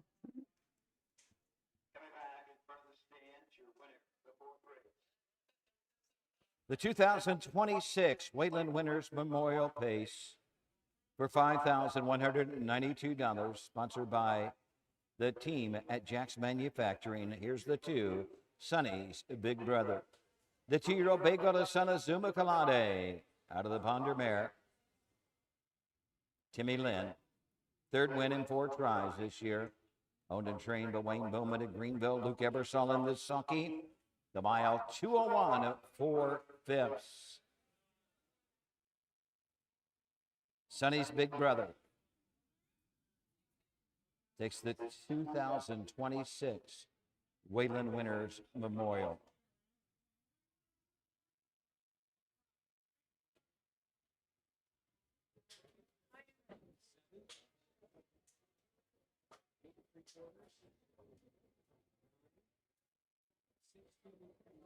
The winner, 240, 220, and 210.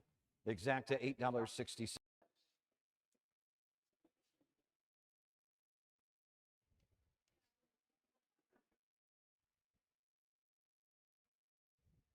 That was very nice. Number 1, Zuma Patrick, 6. Number 2, Sonny's Big Brother, the winner. Number 3, Love a Game Changer, 4.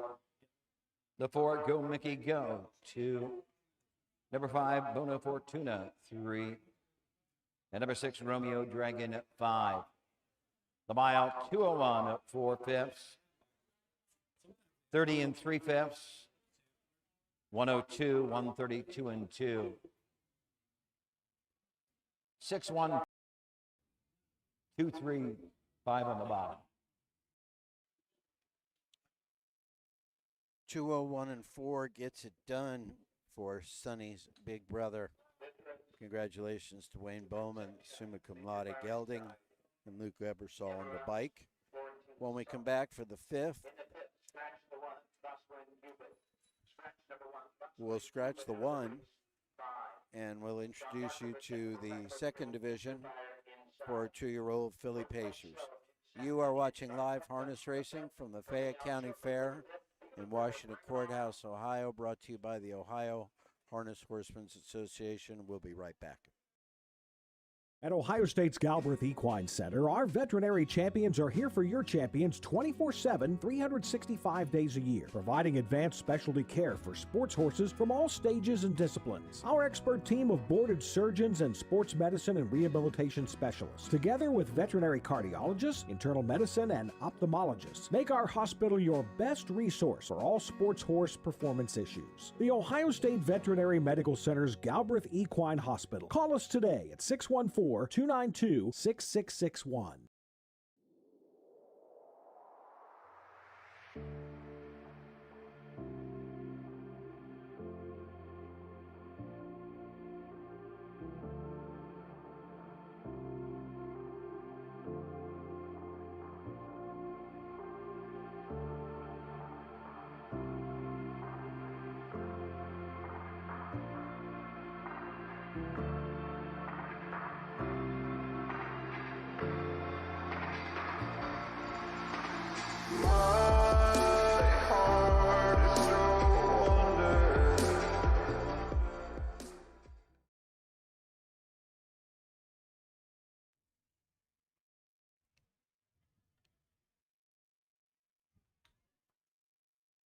Another beautiful summer day.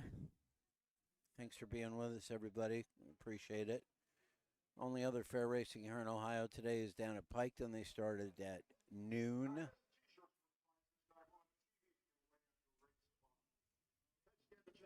TV coming up to the next race. This is one of the most fan involved and organizational involved fairs out of any of them. We actually turn people down here for sponsorships when they fill up, which is a great problem to have.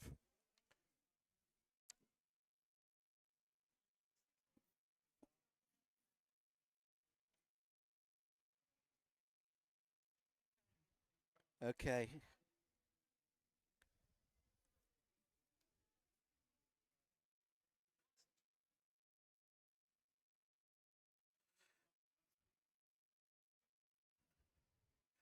I'll tell you what, and he takes this blanket gig pretty seriously. Yes, he does. Yes, he does.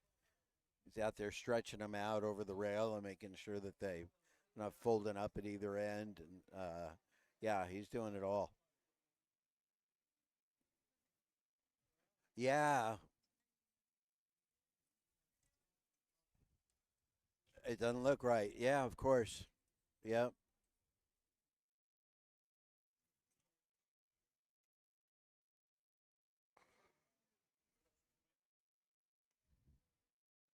Perfect.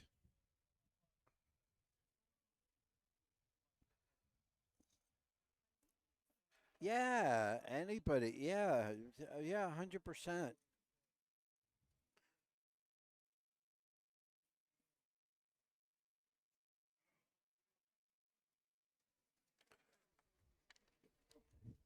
Giving, very giving.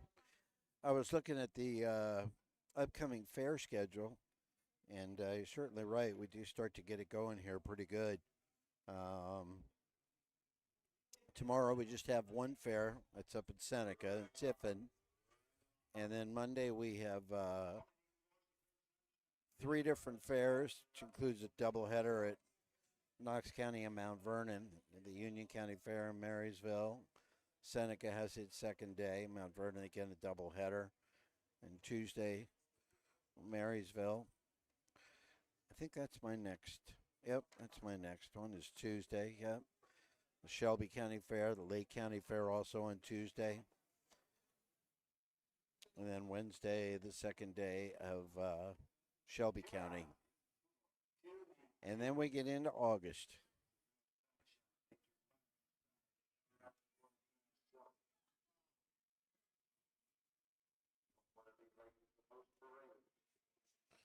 Actually, you know what? This is crazy.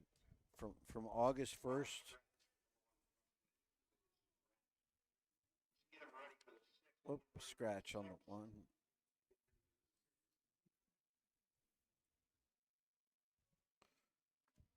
I just lost Susan. Yeah, I know, right?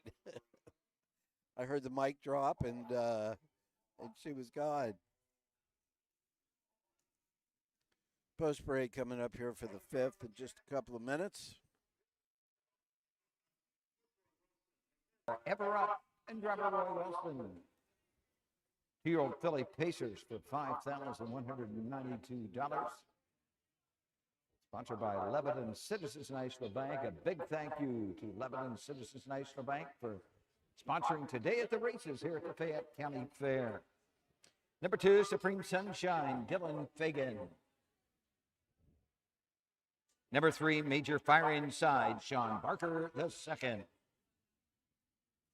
And number 5 is Florentine Silk, Charles Boland in her sulky. Field of 5 scratched down to a field of 4 2-year-old filly Pacers. The 1, Crosswind Cupid, has been scratched. The 2, Supreme Sunshine, Dylan Fagan drives for Brett Schwartz. This is a summa cum laude filly from the Cam Best mare, Keen Supreme. Schwartz, Racehorse Express, and T. Bennett share ownership of this 2-year-old. Has had 2 starts so far this year. A second tier at a Hilliard, finishing 6th in 206 and 1. And first lifetime start was back at Circleville on the 20th of June and finished 4th.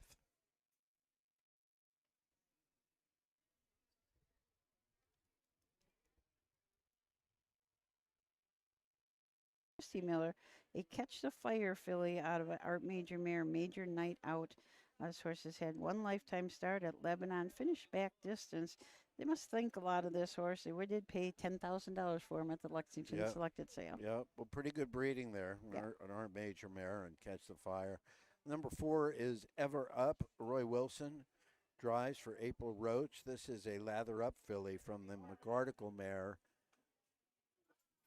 What is that, Susan? What? The mare out of McArdle. Ever McKeever? Up. Is that what it is? McKeever? McKeever. Never seen that one Wow. before. Okay, McKeever. April Roach, Mike Bradley, and the Buckeye Stable share ownership. It's lather up filly. One start so far this year. That was at Lebanon last week. And a nice 4th place finish in 202 and 2. I'm going to say it's probably McEver since they named the baby Ever Up.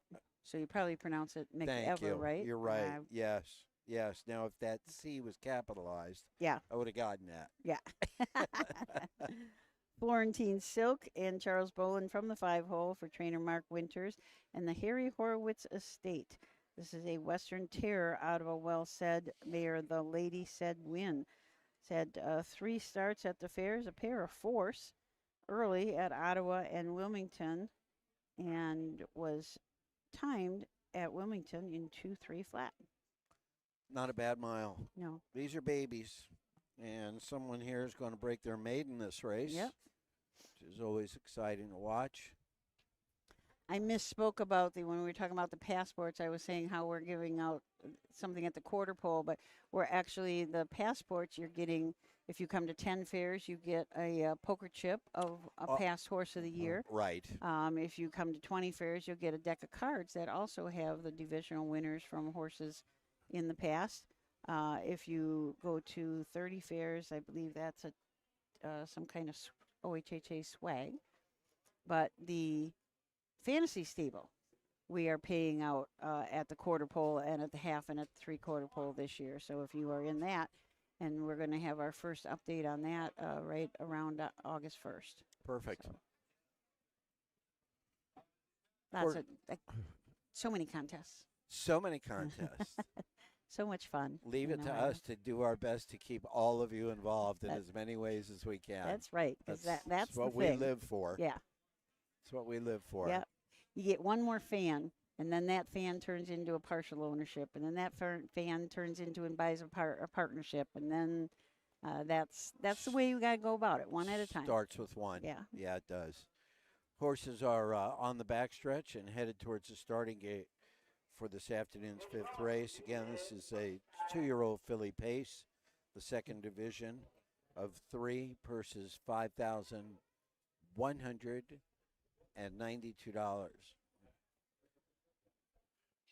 And we will send it up to Doug Ballinger. Yep, they're all lined up. Let's go up to Doug for the call. And here they come.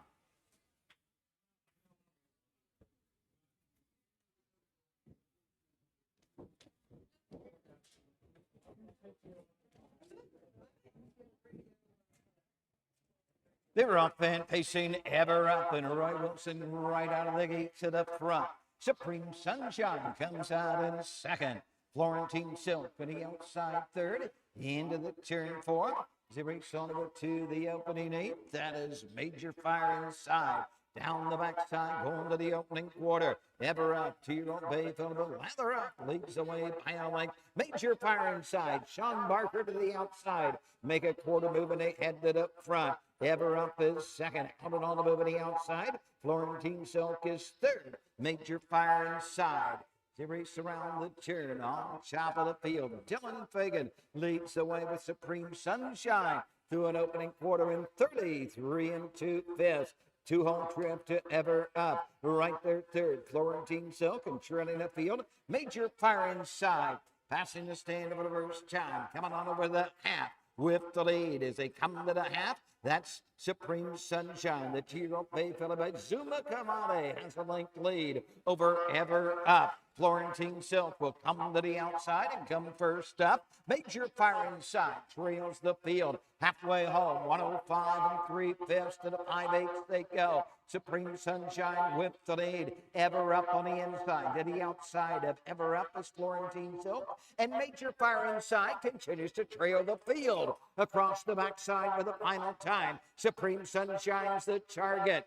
Racing second, Florentine Silk. Ever Up is third. Major Fire inside fourth. At the 3/4, they move into the far turn. And Supreme Sunshine and Dylan Fagan have them there. 137-2, but Florentine Silk is right there second. Ever Up is third. Major Fire inside. The leader, Supreme Sunshine, but she can hear the footsteps of Florentine Silk as they come to the top of the stretch. They're off the turn. They're on their way home. Supreme Sunshine has the lead. Coming to the line, Ever Up, fast closing inside. But Supreme Sunshine, Dylan Fagan, will take the second division of the 2-year-old filly pace. In 2:08 1/5. First half went in 105 3. Second half went in 103 and a piece. They do that here, you know. They do that. They do that here. They get comfortable up on that front end. Yeah. Ever Up got off to a jumping start that lasted just past the 8th pole before Supreme Sunshine decided that he wanted the front end. And she took it pretty much all the way from there. They sat 2, 4, 5, 3 for most of the race. And then Florentine Silk tried to make a little move to the outside. That ended up costing her a couple of $100 because she ended up in third instead of second as Ever Up slid up the rail to get into second for the final. I had it as 2, 4, 5, 3, 2:08 and 1 for the mile. Congratulations to Supreme Sunshine. Breaks her maiden, the summa cum laude of the Cambest mare, Keen Supreme. I see buckets of stuff. What kind of they're buckets? handing out? They have. Seems like they're handing them out. I don't know if it's to all the races or some of the races, but there looks like some good horse stuff in there.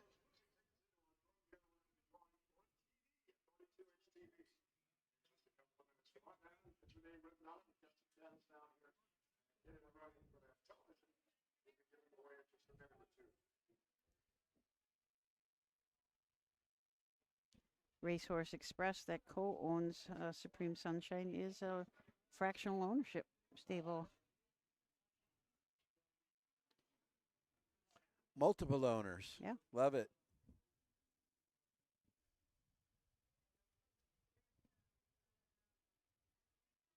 $260 to win, $280 to place for both the winner and Ever Up, who finished second, and a shocking $40 exacta. Oh, wow. It does seem odd, doesn't it?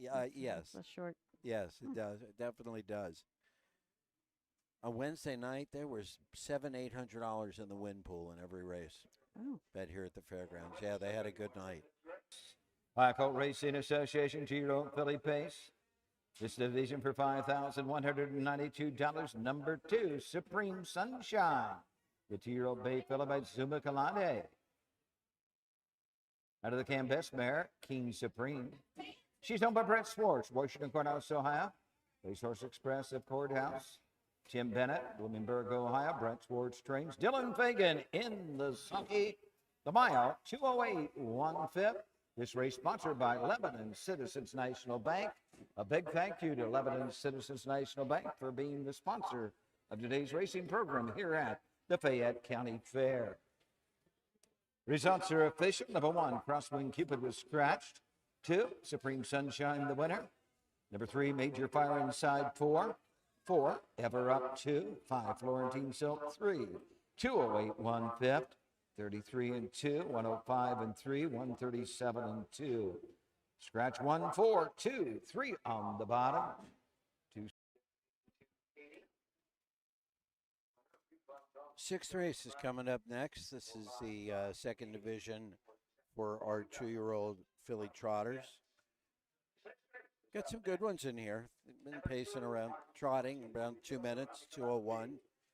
Should be a pretty competitive field of 6. A purse of $5,106. And we will introduce you to those beautiful animals when we come back from these short messages. When you need supplies for your horse, one name stands out: Big D's. Since 1976, Big D's Tack and Vet Supply has been the equine experts you can trust. Whatever your horse needs is available at Big D's Tack and Vet Supply. Visit the retail outlet in Streetsboro, Ohio, or order online at BigD'sWeb.com. Sign up for text messaging and receive $10 off your order. Big D's Tack and Vet Supply. The Ohio equine industry needs your help. I'm Scott Mogan, president of the Ohio Harness Horsemen Association. With over 300,000 horses in Ohio, the economic impact of the equine industry in the state is over $2.8 billion. That means jobs that pump millions of dollars into the local economy and support thousands of families.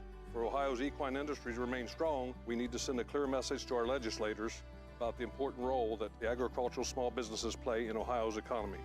To do that, we need your help. PACER, the Political Action Committee for Equine Racing, helps support and inform on issues that could positively affect Ohio harness racing.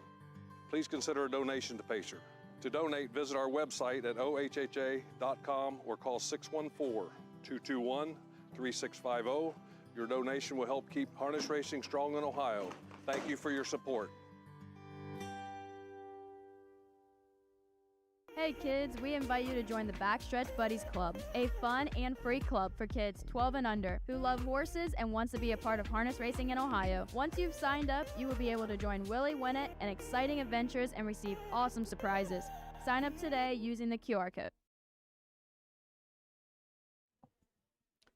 Samantha was just talking about the Backstretch Buddies, and this was the first year of the Backstretch Buddies this past year. Right. And we have like 125 kids, little Backstretch Buddies. Oh, man. Isn't that amazing? Yeah. It's just one at a time, Susan. Yep. One at a time. Exactly. Yeah. And they all have been getting stuff in the mail, to design their own colors, talking about horseshoes. They've been out at the track or one of the training farms, weren't they? No, not as a group. Oh, okay. That was we've had FFA groups out and okay. 4-H groups out. I think tonight there's a 4-H group coming to Scioto Downs, if I remember right. But there's lots of stuff to do, lots of ways to keep kids involved. And Sam, she is 20 years old, so she kind of gets what the kids want. Sure. Yeah. Somebody old like me. Or me. You don't forget, you forget what kids want. But yeah. It's pretty cool. She's designed some really neat stuff, some really cute stuff. My grandsons are both in it. And the one that just turned 6, he got his birthday card from Willie Winnett, the mascot of the Backstretch Buddies. And he was pretty excited. Very cool. Yeah, it was pretty cool.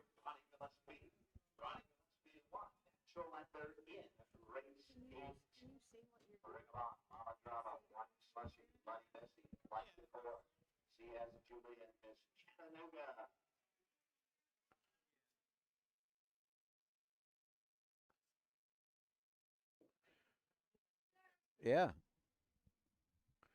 Hold on. It's Chris. Just ran into Chris Santa Caterina, who does a lot of our does a lot of broadcasts for us. Chris, just hanging out here at the fair. And we enlisted Chris to give his fair food report. What'd you have? I had the famous ribeye sandwich from the beef stand. The Cattlemen's Association? Stand. Yes. And rate it? So it was $12 and 50 cents for onions, 50 cents for peppers. So Okay. $13. The line was extensive. Oh. I'm giving a full review here. Okay, that's good. That's what we need. So somebody got hung up at the register, and I was like, I can't stand here any longer. Here's a 20. Just keep the change. Oh, my gosh. I got to go. and they were very grateful. I was like, just split it, Yeah. whatever, however. So first bite was all fat, and I'm like, I don't know if I'm gonna like this. Yeah. After that, I kind of took some of the bits of fat out. It was fantastic. Was it fantastic? Good. Good. Little on the greasy side, but outside of that, Well, that's kind of what you come to the fair yeah, for, right? Greasy exactly. stuff. Right. Greasy beef. Yes, greasy beef. Cattlemen's Association, those kind of booths, I think the pork producers, cattle. Jeff, nice summer.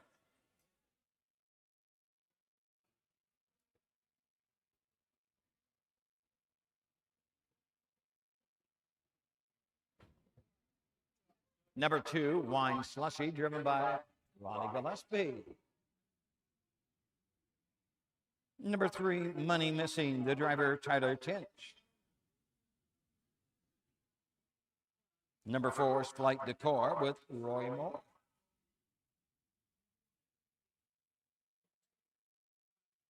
Number 5, CS Julie, Dylan Fagan drives. And number 6 is Miss Chattanooga, Duck Holiday in her sulky. So I just kept talking while they were doing the rundown, I guess. or- okay. Okay. So to sum it up, Chris really liked his brisket, liked his ribeye? sandwich He did? from the Cattlemen's Okay. It Association. took too long. I heard that part. Yeah, he had to wait And in he line. gave a big tip. Yeah. Yeah. So- Okay. All right. There it is. Okay, cool. Do we have any scratches in here? No. We have Okay. no scratchers. We have one driver change. A Mama Drama from the rail with Jeff Nysonger up. Jeff's also the trainer, and Nysonger owners, Nysonger stable co-owners, along with Kathy G and Rush Creek Stables. This is a horse that's had 3 starts, 1 second. That was last start out at Lebanon. Finished second, made some breaks right towards the wire. Was timed in 2.5 and 2. Was in the Buckeye Stallion Series start before that, but unfortunately made some breaks early. Number 2 is Wine Slushy with Ronnie Gillespie for Tyler Cook. Tyler owns with Mike Bradley out of McCordsville, Indiana. This is a Volstead filly from the credit winner mare Tally Blue Chip.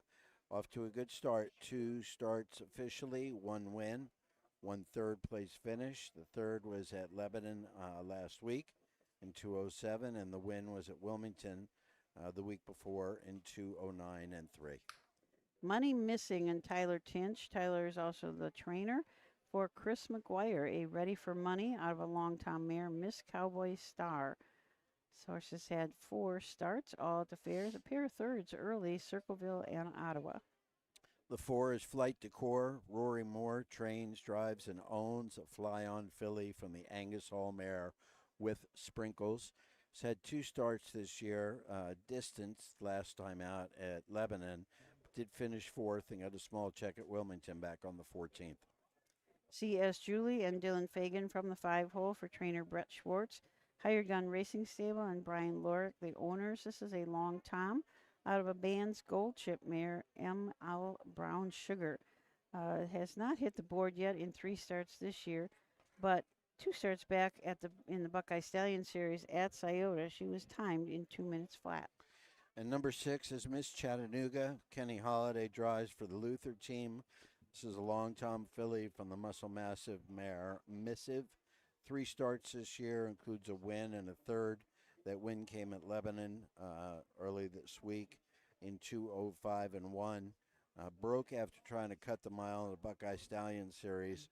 Ended up 7th there in 2:01 and 3. And had a 3rd place finish that included a break at Circleville back on opening day on June 21st. I'd say this race is pretty wide open. I would say so too. Yeah, should be competitive. Favorite on the board are the 2, Wine Slushy at 2-1, and the 6, Miss Chattanooga, also at 2-1. It's funny, you look down on the past performance signs, and Circleville is down at the bottom. Paulding's already dropped off. Yeah. So, and it doesn't seem Right? that long ago. I know, yeah. Over a month, probably 6 weeks ago, till when our first fair at Paulding. Yep. Got one horse in the infield, kind of chilling. chilling out. It's amazing how much you see that now. I think that there was a long time where you did not see horses in the infield, but gosh, at Scioto, there'll be half the field will be in the infield walking around. Hey, did you know that Brian Sears came out of retirement this saw week? that. Did you see that? I saw that. The Great White Knight. The Great White Knight. Good to see came him. Back out at Pocono. Yeah, didn't sound like it was. Well, I guess he never really gave a definitive answer if it was going to be permanent or not. Just wanted to have some fun. Yeah, I think so. Yeah. I think so. Thought maybe he'd get a drive in the Adios today, but it didn't happen. I tell you, when the money was on the line, oh boy, he was the guy to have. Oh, no question about it. No question about it. Excellent driver. Excellent. Yep.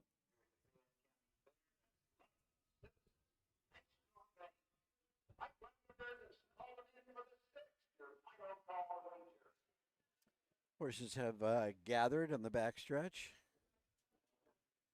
and they are slowly trotting towards the starting gate. Well, thank everybody again for watching in. We've had a nice crowd today, and lots of comments, so we appreciate that. It's nice to know that you guys are loving this fair racing. Let's turn it over to Doug Ballinger for the call of the 6th. Sponsored by Secure Futures, Dennis Owens, president. Mata Drama, Wine Slushy, Money Missing, Flight Decor, C.S. Julian, Miss Chattanooga on the outside. 6 on the wings of the Mike Weaponberg starting gate, and here they come. I'd like to remind you to watch the fence when the starting gate is coming down the stretch. Please back up.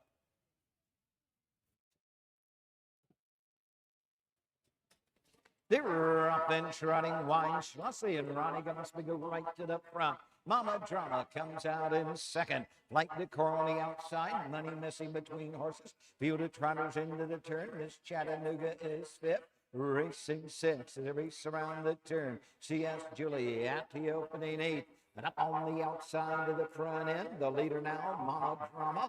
Off stride with Wine Slushy. Down the backside, Money Missing will get the whole trip. Miss Chattanooga third. C.S. Julie fourth. Racing fifth. Wine Slushy and trailing up field. Flight Decor straight alignment by the opening quarter. Mama Drama, the T-Rope Bay Philibert, Uncle Peter and Jeff Nicesunger have them by that mark in 32 4/5. Money Missing getting the 2-hole trip. 3 back to Miss Chattanooga third. Another 2 to C.S. Julie. Then it's 3 to Wine Slushy is second last, and 6th and last is Flight Decor. She can see them all as they come to the half. Mama Drama the leader. Racing second is Money Missing. Racing third, Miss Chattanooga in the 4th position. C.S. Julie in the 5th position is Wine Slushy, and trailing the field. Flight Decor, they're halfway home, and they're there at 104 2. Around the turn to the 5/8. Mama Drama the leader. She'll guide them on over to the 3/4. Getting the 2-hole trip is Money Missing. Here comes Miss Chattanooga, now third on the outside. C.S. Julie is 4th. Racing 5th is Wine Slushy, and trailing the field, Flight Decor at the 3/4 mark. Mama Drama by 3 parts of a length. Miss Chattanooga on the outside. Locked in, Money Missing third. C.S. Julie the outside. Up the inside, Wine Slushy. Flight Decor trails 136 3. They're into the far turn, and they're coming after Mama Drama. She has a host of horses coming at her. It's Mama Drama and Jeff Nicesunger. Off the turn, she's on her way home. It's Mama Drama. On the outside, Miss Chattanooga with every stride just keeps on coming. But Mama Drama will reach in time. Miss Chattanooga second. Wine Slushy third. C.S. Julie will complete the super 7 flat. in 2:07. Wow. Mama Drama. Mama Drama. Little drama in the stretch there with a break on a horse coming up the rail.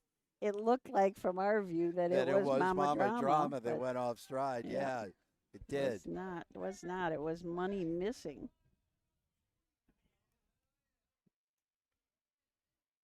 But a pretty good pace going there. 3 really balanced first quarters.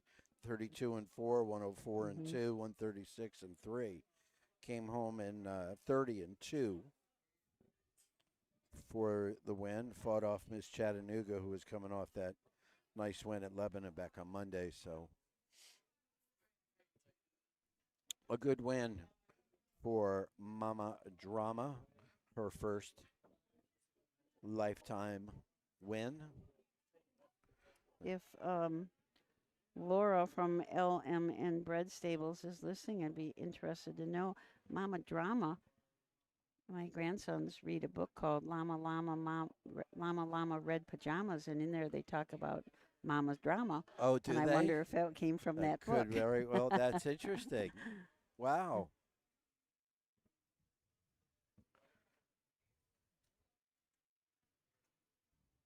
Naming horses can be a fun thing.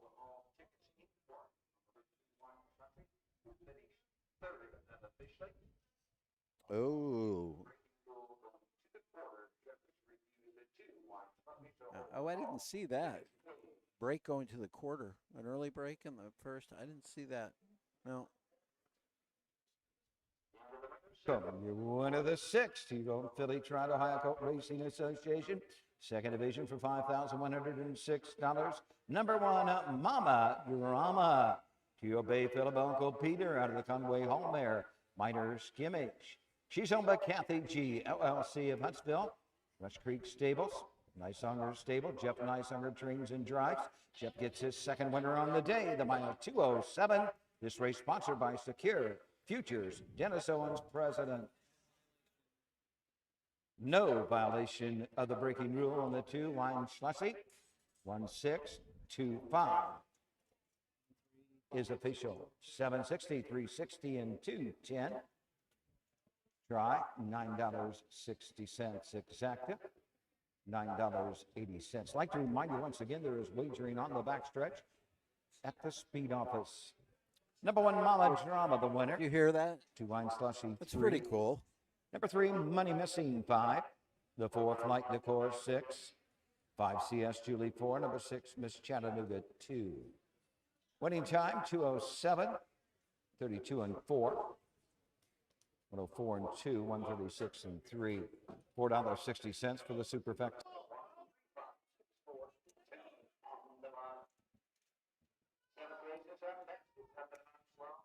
There were your results for race number 6. 7th race coming up. We do have a scratch. The number 1 horse is a scratch. The 2, He Is on Fire No, make the driver Jeff Nicehunger. And the 3, Pee Wee McGee, make the driver Mickey Holiday. Those are the changes we have now. And we will be back to introduce you to the second division 2-year-old Colt Pacers. This one's got a purse of $5,192. And it should be a pretty good race. Jackson Fire, the 6, is coming off of 4 wins in a row for the Luther team. We'll see how this one does. We'll be back right after these messages. Hickory Lane Farm is proud to have bred or produced 3 Dan Patch champions over the last 3 years. Located in Findlay, Ohio, Hickory Lane Farm bred and sold world champion It's Academic. We also co-bred and sold sophomore Breeders' Crown winner Yo Tilly.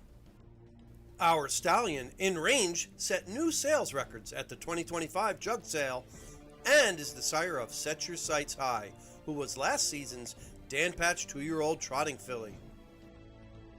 Find your next champion at the Hickory Lane Farm consignment. Who feeds your need for new ideas for your family's best farm future? Ohio Farm Bureau. We work with our members to shape ag policy that will positively impact our industry. Farm Bureau is advancing business solutions to give you a competitive advantage. We help you gather information to stay ahead of important topics and technologies. Plus, Ohio Farm Bureau creates opportunities for growth. Ohio Farm Bureau, feeding your need for new ideas. Welcome back to the Fayette County Fair here in Washington Courthouse, Ohio. Beautiful afternoon. We've had some really good races. You can follow along if you want to get a program. Follow along. Go to harnessracingohio.com. and you'll be able to find your programs. One for Piketon should be up, as well as the one for right here at Washington Courthouse.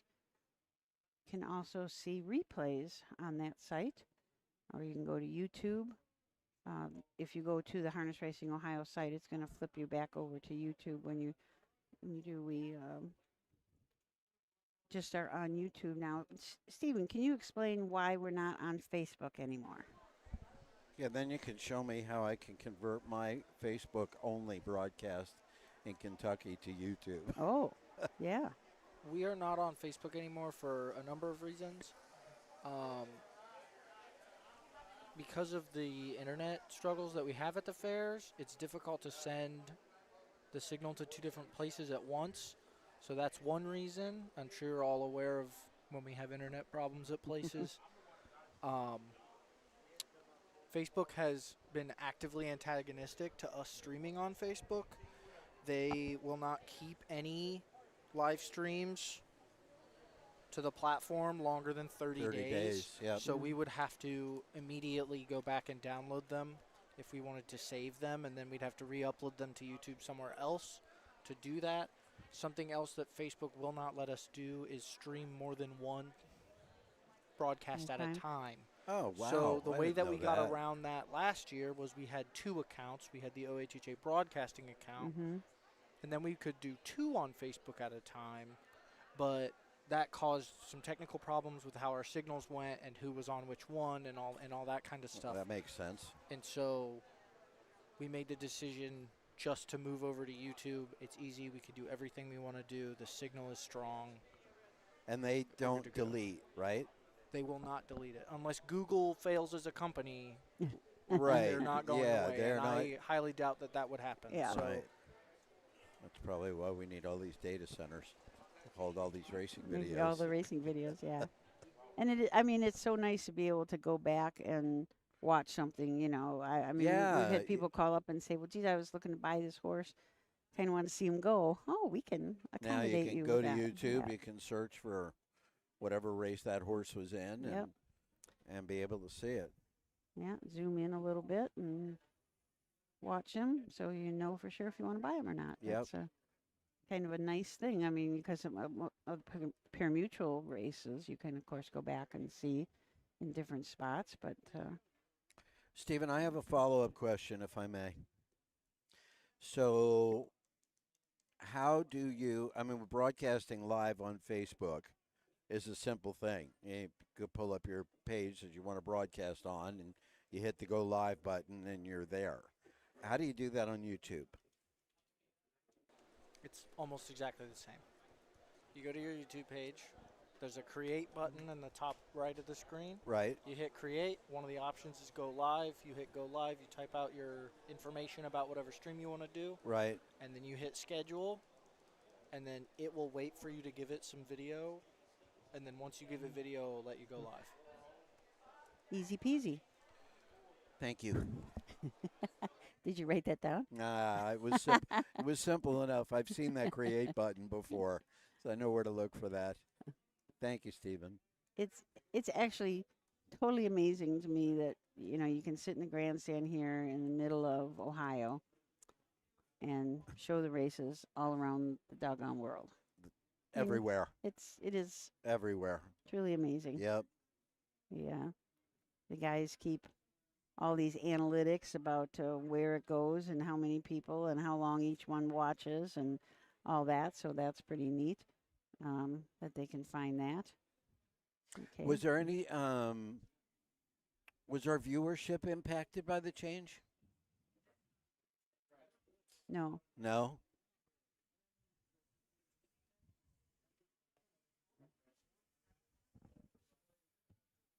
Right. Right. Right. It's a new world, Susan. Did you know It that? is. Yeah, it's a new world. It really is. Yeah. It's, a lot of new stuff has come our way. yeah. And things that are so natural to younger people. You know, it's like they didn't know a world without Facebook or without, you know, all these, the internet. I mean, we went to My family and I, we went to Philadelphia last weekend for some all-star activities, and our hotel, or not our hotel, our verbal, or what do we call it, had a phone in it with a dial. And the boys looked at it and went, what the heck is Oh, that? how cool is that? Oh, I love the dial Yeah. phones. Oh, that's great. How did it work? That's so funny. So we're waiting for one more horse or a couple more horses to come out. So when you're in back-to-back races, sometimes it's a little tough to get right out onto the track. Yep. Got to drop one off in one barn if you're a driver, and go pick one up at a different one if you've got another mount. Hope you got everything on right. That I marvel at some of these bigger stables now, Brett Schwartz and Mark Winters. They're right here, so they're it's just kind of another day for them to get their horses ready. But you take a horse to a fair like Rosie Weaver and Hank Levan, and there's so many of them horses. How they keep that all straight. Yes. Yeah, a lot of logistics going into getting your horses from one part of the state to the other. Yeah. Yeah, the logistics of all this, and they're going a couple places, and got a 1 o'clock post here, and then they're going to hit the 6 o'clock post someplace else. Right. And it's a lot of work for these horsemen. And like I said, to keep everything straight, I used to have index cards that everything the horse wore was on there, so then you could make sure just keep it in your pocket, and when you got down to the track, you get out your index card and say, oh yeah, he wore this and this and this. Just double check and make sure everything's right. Yeah. Yeah, of course. Sometimes you don't want to leave it to your memory. No, I get it. Especially with a bunch of horses and a bunch of variable equipment usage. Yeah. Sponsored by Lebanon Citizens National Bank. This division for $5,192. Mickey Holiday to drive the 3. Jeff Nysonger will drive the 2, and we're going to scratch the 1 at Napping in the Sun. And we feature Win Play Show, Exacta Try, and a Superfecta. And these are the horses. The 1 is scratched. Number 2, he's on fire. No, the driver is Jeff Nysonger. Number 3, PB McGee with Mickey Holiday. 4, Smokin' Joe 6, Dylan Figgin drives. 5 Hearts Request with Jason Beatty. Number 6 is Jackson 5. Holiday in the sulky. Okay, so we'll take a closer look at these horses. The 1 is a scratch. The 2, he is on fire. No, Jeff Nysonger drives and trains for Myron and Sharon Keister. A Catch the Fire gelding out of Western Hanover mare Armbro Bombay. This horse has had 6 starts this year, a second and a third. That second was at Marion, and the third was a nice third place finish, just 3 lengths back in 2, 3, and 3. The 3 horses, Pee Wee McGee. Mickey Holiday drives for Robert, Werner, a well-set gelding from the Tatler's Torpedo mare, Dazzling Diana. It's had 1 start this year. That was last week at Wilmington. First lifetime start and a 4th place finish. Tyrone Rodriguez out of Greenville owns this one. So does a Tatler's Torpedo mare have to be old? I mean, that's an old name, isn't it? The Sire Tatler's Torpedo? I think so. That doesn't seem real modern. Smokin' Joe 6 and Dylan Fagan from the 4-hole for trainer Brett Schwartz. Larry and September 6. That's a summa cum laude out of an American Ideal mare. Some girls do. It's had 2 qualifiers, both of those at Scioto Downs. First one made a break-in, but the second one was excellent. Finished 4th, was timed in 59-1, came last quarter 29-2. The 5 is Heart's Request. Jason Beatty drives for Scott Ferguson. This is a Heart of Chewbacca gelding from the Cattle Request mare, Request to Win. Martin Schoenug of Cincinnati is the owner. Has had 3 starts on the fairgrounds so far. A 7th last week at Lebanon after a break at the start. And 5th place finish at Wilmington and a break also at Circleville. Jackson Fire. Ken Holiday trains and drives for Greg Luther Racing. A Catch the Fire out of an American Ideal mare. This horse is 4 for 4. Won all 4 fair races that he's been in. Circleville 2-6. Ottawa 2-4-1, Wilmington 57-4, and Lebanon 2-3-2. So unbeaten in his career. Had a couple qualifiers before that. Jackson Fire is also a full brother to Mount Camus, who has won 8 races this year for the Hagemeyers. Wow. Hagermans, excuse me.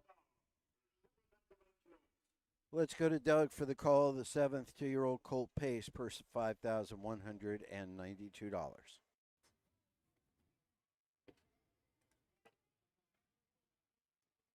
2-year-old Colt Paces are running behind the gate. The gate swings into the stretch, and here they come.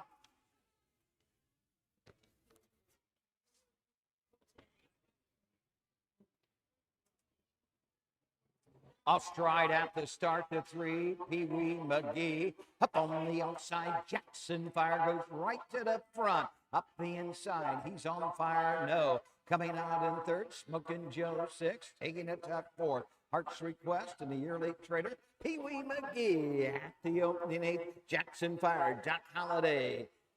Trying to go 5 for 5 on the season. The 2-year-old Bay Colt leads the way by some 4 to 5 lengths. He's on fire, no second. Smoking Joe 6 is third. Racing next and fourth, Heart's Request, and trailing up field, Pee Wee McGee. They pace the opening quarter, 31 and a fifth. Around the turn to the 3/8, Jackson Fire shows the way. He's on fire, no second. Up on the outside, Smoking Joe 6 is third. Heart's Request is fourth. Pee Wee McGee moves to the outside fifth. As he passed the stand for the first time and come to the half, Jackson Fire the leader. Up on the outside, Smoking Joe 6 is second. He's on fire, no third. Heart's Request fourth. Pee Wee McGee trails the field off a half in 103.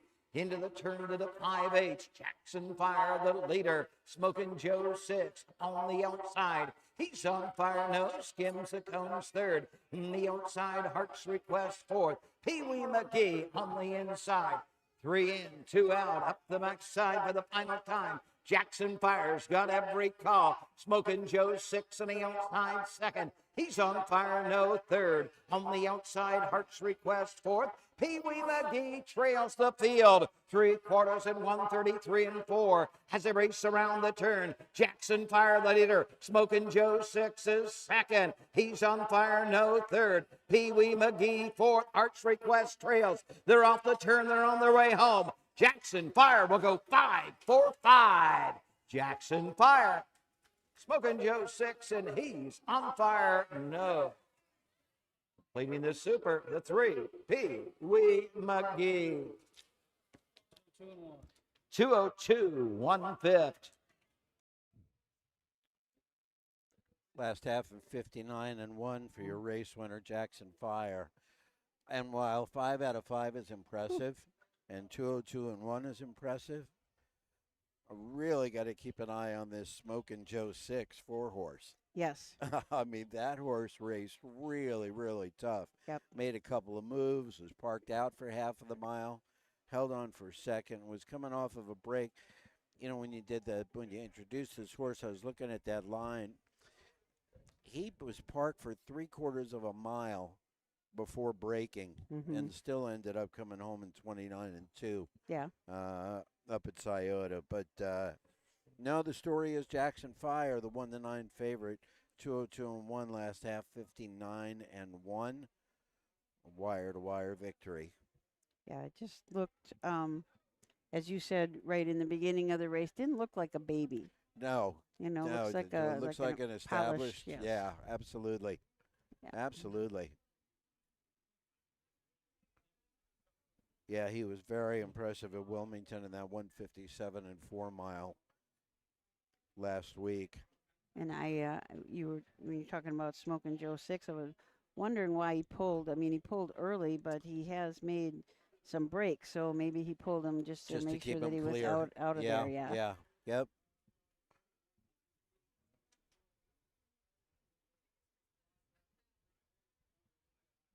Yeah, there's strategies going on every time. You know, they of course they all want to come out and win the race, but there are times where they're also here to educate the horse. Right. And you don't know. you know, until the race is going on, what it is their main effort is. I don't see any Luthers here today. They were at Wilmington last week for 5 victories with Kenny Holiday. Oh, wow. Yeah.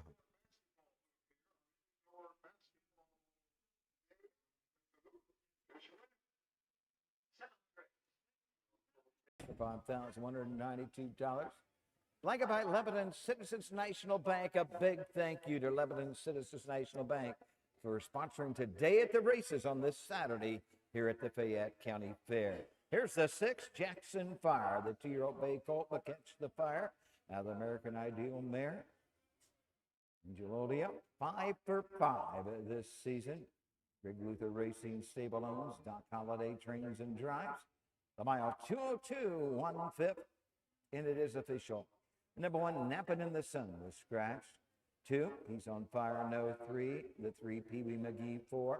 Number 4, Smokin' Joe 6, 2.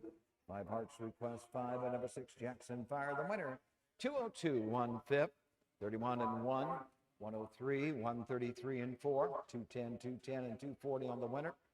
Exacted 6. Okay, They that was a said good the- one. Yeah, the Jackson Fire. He's got a little ways to catch up to his big brother, but as I Off said, to the that right start, Mount though. Camus has got 8 wins so far as a 3-year-old for the Hagermans. Wow. So Jackson Fire not far behind. Not far behind at all. When we come back for the 8th, it'll be the 3rd division of 3 for 2-year-old filly Pacers. And 1 driver change, Ronnie Gillespie on the 1. And we will introduce you to these lovely young ladies right after these messages. Once a year, the greatest converge. 12 championship races, over $7 million on the line. History will be made. Legends will rise. In October 2026, Scioto Downs becomes the venue where speed meets destiny. The Breeders' Crown, harness racing's ultimate showdown. It all comes down to the Breeders' Crown.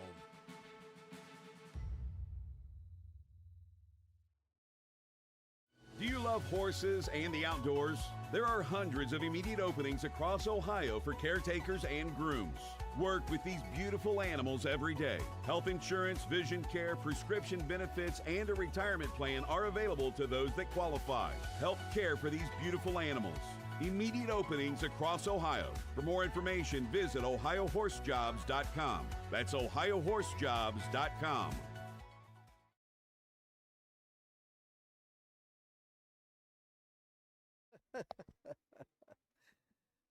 Yeah, oh well. I just showed Mike on my sheet. I come well prepared. Well I have a prepared. driver thing and a trainer It's a thing. and manual I, it's a spreadsheet. It so took time to format It and does. develop. Yep, the whole deal. and I It's- wrote down 1. It's blank. Doggone it. It's blank. I just forget. It happens. It happens. Oh. Field of 5 coming up in the 8th. These Philly Pacers. They've been fun to watch. Yeah. They certainly have. We have 1 driver change in here that we know of. Ronnie Gillespie will drive the 1 Natural Leather, making just its 2nd lifetime start. Yeah.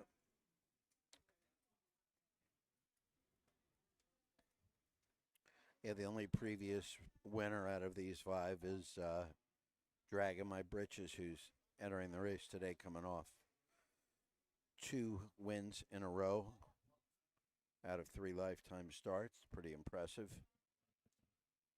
Another Luther Holiday connection. Yes. with Yeah. those, doing kind of well.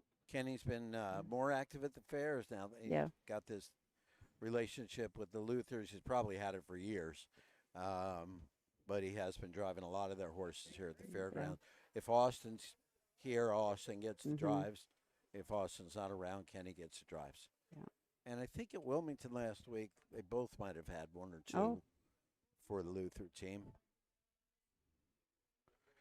I know Kenny had a bunch. He was training for them too.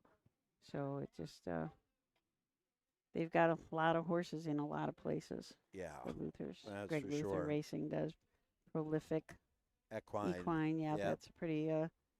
He's put out some pretty nice, interesting, informative Videos. videos Yep. on Facebook. Yeah. Oh, I enjoy them. Yeah. I enjoy them. It's good. And it represents everybody. Yes. You know, a lot of horse care subjects. Yes. Which is obviously extremely important part of everything that we do in the sport. He talks about things. I mean, granted, he has a lot of money and can do whatever he wants, but he does things that are important.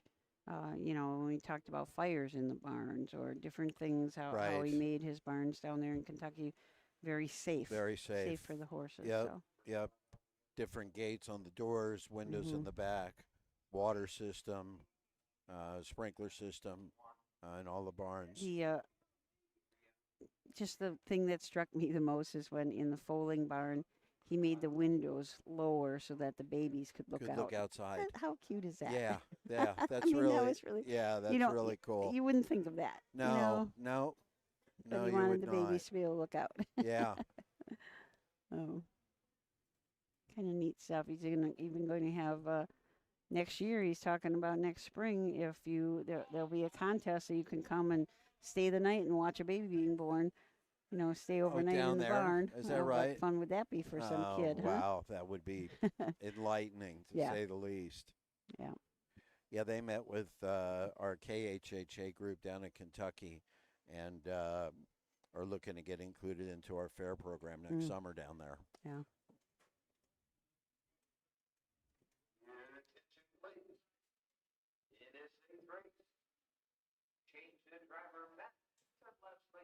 Oh. Okay. So we are changing the driver on natural leather to Leslie Joyce. We made a change to Leslie Joyce. We changed it back to change it back. It's okay. Just got here. Okay. So Leslie gets the drive. Hi. Hey, Doc. Good. Yeah.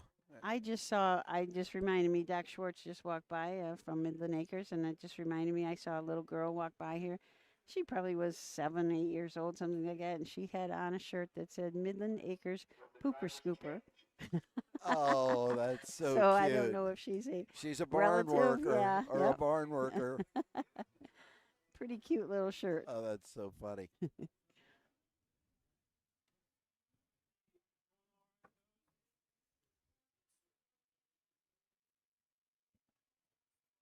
Well, we got Leslie Joyce on the one. We just don't have the one. Yeah. Oh, there we go. Yes, we do. Post parade. Let's go up to Doug. $76. Sponsored by Lebanon Citizens National Bank. $5,192 for this third division. Number 1, Natural Lather with driver Leslie Joyce. Number 2, My Candy Girl, Charles Bolin drives. Number 3, All of My Love with Jason Beatty. Here's the 4, Estella Marie, driver Jeff Nysunger. 5, Dragging My Britches, Doc Holliday in the sulky. No. Just nice singers on the 4. Oh.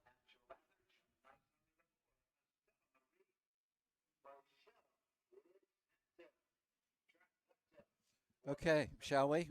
Go ahead. From the rail out, number 1 is Natural Lather. Leslie Joyce in the bike for Frederick Stewart, who trains and owns. This is a lather up filly from the Western Ideal mare, Altoona Hanover. 1 lifetime start. That was at Wilmington last week. Got around the track safe, a 6th place finish. Came home in 33-2 for a mile of 2:09.3. My Candy Girl and Charles Bolin from the 2-hole for trainer Mark Winters and owner Jerry Zozel. This is a Fear the Dragon filly out of an Always a Virgin mare. Candy's a Virgin. A real nice start last week at Lebanon. Finished second, just back by a length and 3/4 in 2-4.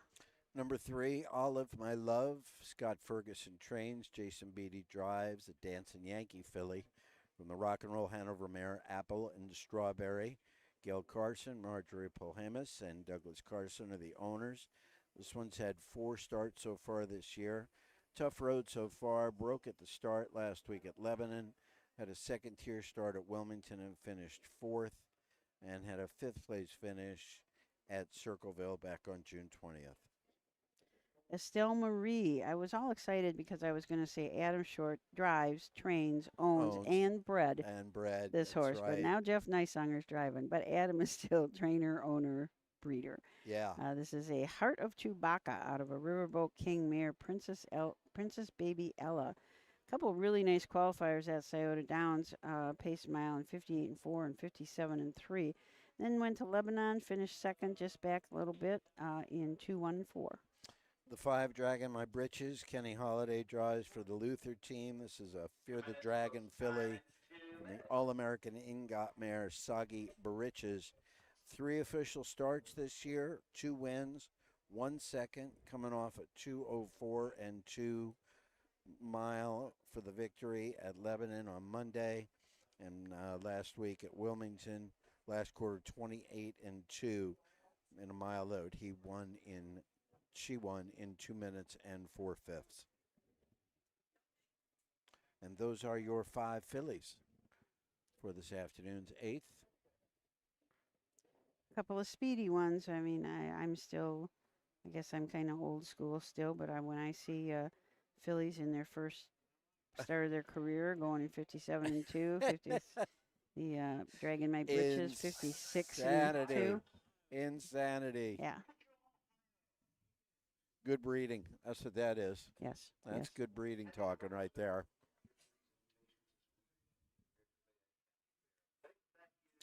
We have a nice breeze and mostly sunny skies here in Washington Courthouse this afternoon. This is the 8th of 11. $5,192, the final division for the 2-year-old filly Pacers.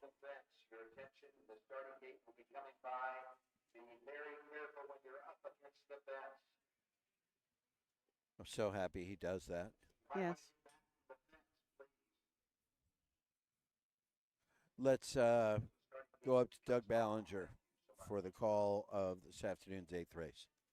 2-year-old filly Pacers for 5,192. 5 on the wings of the Mike Wepkenberg starting gate, and here they come.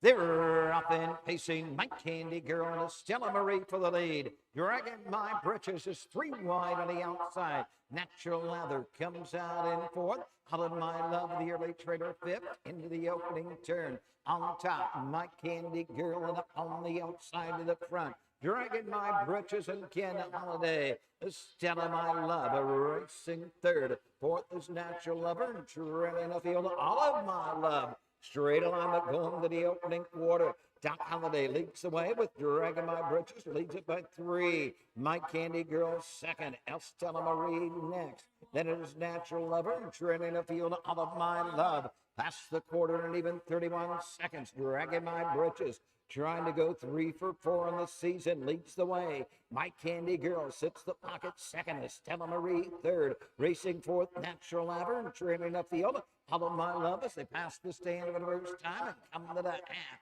The leader, Dragon My Britches by 2 lengths. Mike Candy Girl 2nd. Estella Marie 3rd. Out and on over the outside. Olive My Love. Natural Leather trails the field off a half. 101 and 4/5. On the 5/8 they go and showing away Dragon Britches by 2. Across the backside for the final time. Mike Candy Girl's next. Estella Marie comes to the outside for Jeff Neisunger. Now 3rd and striding forward. Estella Marie is now on the leader's wheel. And the battle is on as they move into the turn. Dragon My Britches, Estella Marie joining the chase. Mike Candy Girl, Olive My Love for the Natural Love of Trails. 3/4 and 133 as they circle the turn. Dragon My Britches has got every call and leads them by a length as they come to the top of the stretch. My Candy Girl, Estella Marie, they're off the turn. They're on their way home. Dragon My Britches coming to the line. Dragon My Britches will give Doc Holiday his 3rd winner on the card. My Candy Girl 2nd. Estella Marie home 3rd. 2:02 1/5.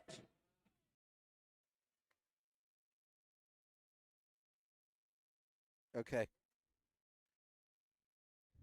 202 and 1. Dragging my britches.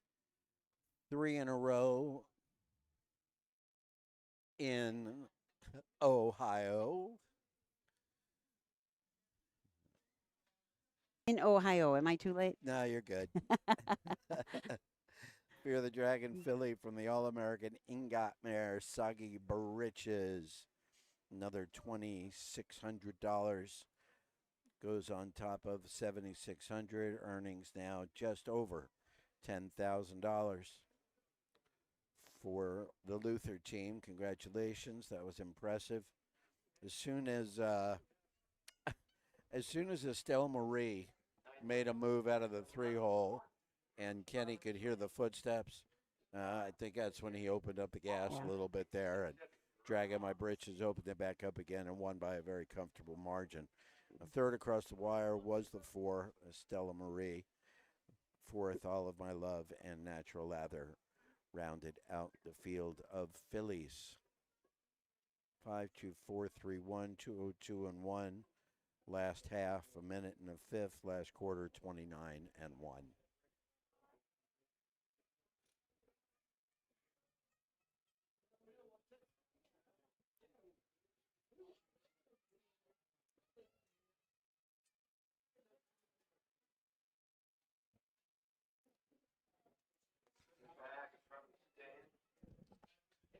We win the 8th race. Ohio Colt Racing Association.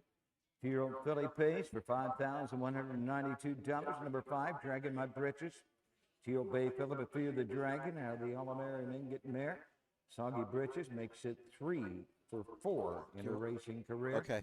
She's owned by Greg Luther Racing. She's trained by Todd Luther, and she's driven to victory by Doc Holliday. Doc gets his 3rd driving win of the day. Dragging My Britches, blanket by Lebanon Citizens National Bank. A big thank you for sponsoring today at the races. Lebanon Citizens National Bank, a big thank you. The winner, $220, $5 and $2.10. Trifecta, $8. Exacta, 5-2 combination returns $10.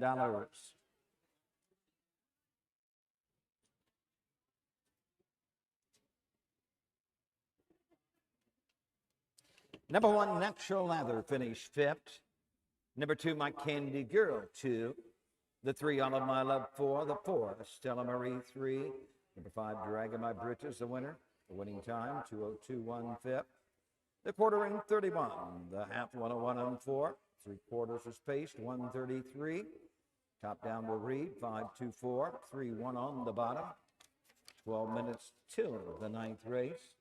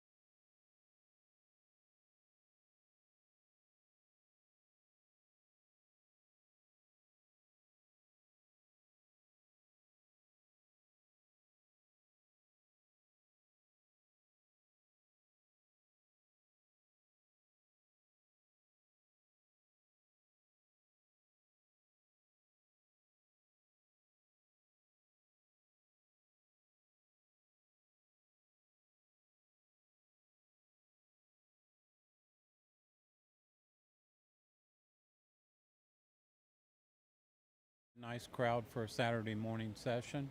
And the weather is so important as far as getting people out and having a good time.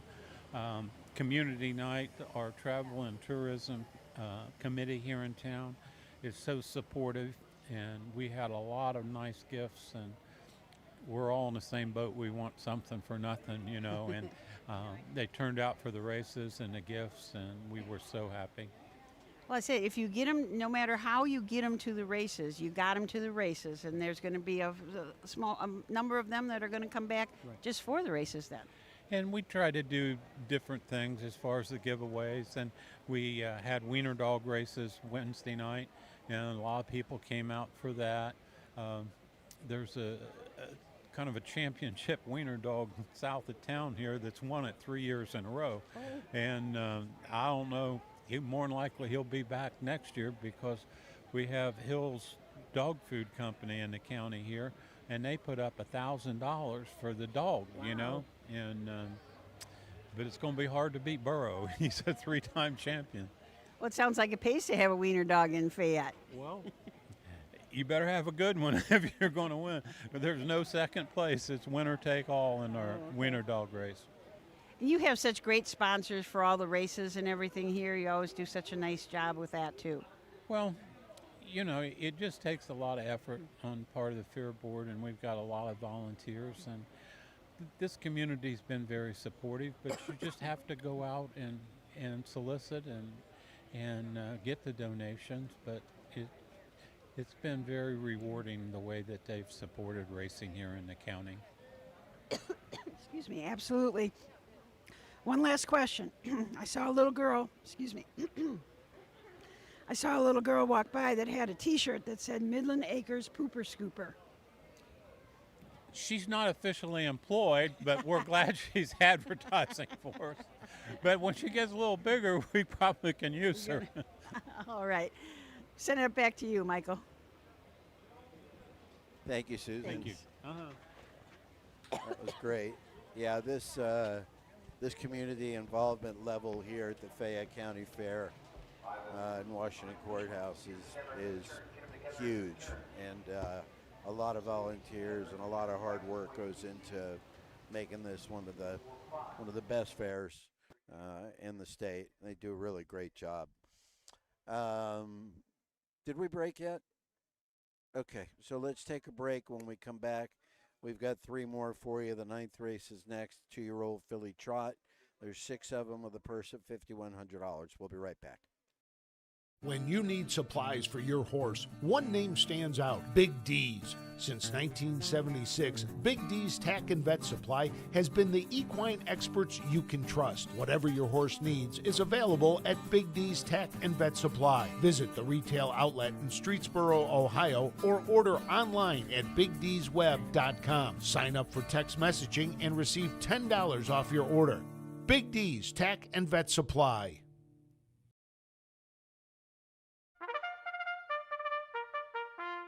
They're often racing in the Southern Valley Colt Circuit. Catch the excitement of Ohio harness racing at one of the county fairs in the Southern Valley Colt Circuit. For over 150 years, people have gathered at county fairs to cheer on their favorite racehorses. Keep the tradition alive. Visit one of the 10 fairs in the Southern Valley Colt Circuit this summer. Horses, racing, and winning. It's the Southern Valley Colt Circuit. 10 great fairs in southeastern Ohio. 4 is Sal with Charles Boland. Number 5 is Missouri. Jason Beatty drives. And number 6 is Long Winner. Ronnie Gillespie in the sulky.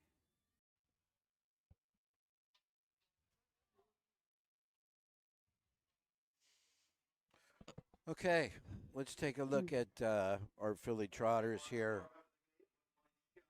in the 9th race from the rail out. Number 1, Gimme Some Money.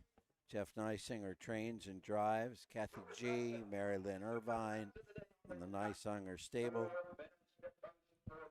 Share ownership, a Ready for Money filly from the RC Royalty mare Some Royalty.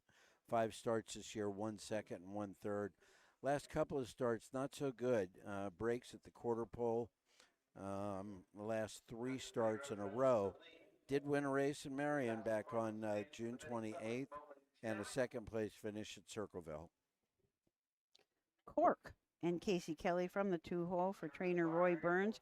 Roy and his daughter Casey both own this Uncle Peter filly. Shadow of Muscles Yankee mare, You and I, has had 2 starts so far this year, both 5th place finishes at Wilmington and Lebanon. Number 3, Rose Run Celine, Ken Holiday for Luther team. Now this one is making her second lifetime start. She had a 4th place finish at Lebanon earlier in the week, was parked out the 3rd quarter in 30 seconds, still came home in 31 and 2. Will probably be a little bit better today. Zell and Charles Bolin from the 4-hole for trainer Mark Winters. AWS Stable from Lima, Ohio, and Mark Winters, the owners. A Centurion ATM out of a Muscles Yankee mare, Anklets Away, has had 2 starts this year at Wilmington and Lebanon. Back a ways in both of them, but at Wilmington was just back by 4 1/4, finishing 4th. Number 5 is Miss Erie, Jason Beatty on the bike for Steve Carter. It's our first in-range of the day, I think. Oh. An in-range filly from the Swan for All Mare Perception. Adam Friedland of New York, Jacob Beard of Mansfield, James Crawford of Erieville, New York share ownership. This one has had 3 starts this year, and that includes 2 wins. Last time out at Bucyrus, came out of the 7-hole and finished 4th, and had back-to-back wins at Wellston and Wilmington in 2:11 and 2:11 and 2. And scoring from the far outside, Long Winner and Ronnie Gillespie for trainer Jimmy Arledge Jr. and owner Randy T. Young. This is a Long Tom out of a Winning Fireworks mare, I Am Winning. Last 2 starts were in really tough in the Ohio Sire Stakes. Made breaks in both of them, but the start before that at Circleville finished 4th. Had a qualifier at Scioto, finished 2nd in that, was timed in 2 minutes and 2/5. Come home in 28 seconds flat.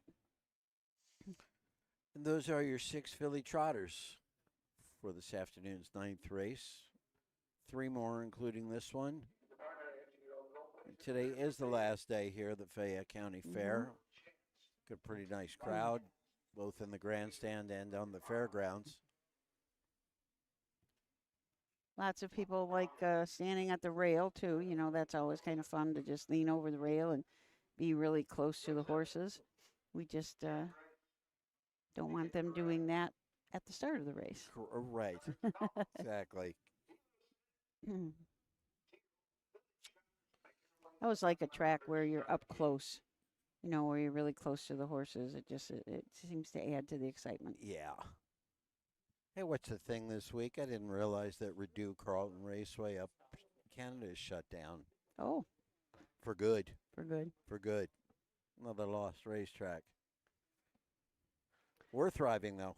Absolutely. Nothing, Ohio's the place to be. Ain't happening here. All good here. We turn this over to Doug Ballinger for the call of the 9th. 6 on the wings of the Mike Webkenberg starting gate, and here they come.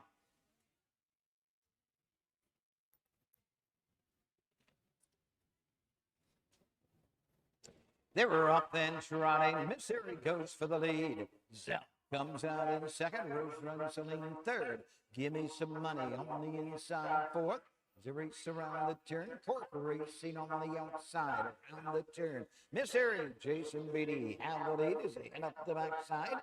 Zell will take that 2-hole trip. Trotting 3rd. Give me some money. Racing 4th is Cork. 5th on the outside. Long Winner and trailing a field. Rose Run Celine.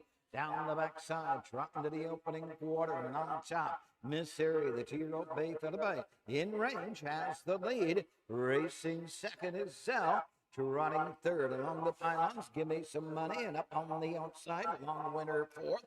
Off an opening quarter, and 33 4/5, and Give Me Some Money is all stride. Cork is 2nd to last, and Rose Run Celine trails the field as they pass the stand for the first time and trot on over to the halfway point. Missouri, Jason Beatty, no movement is yet to go after that leader.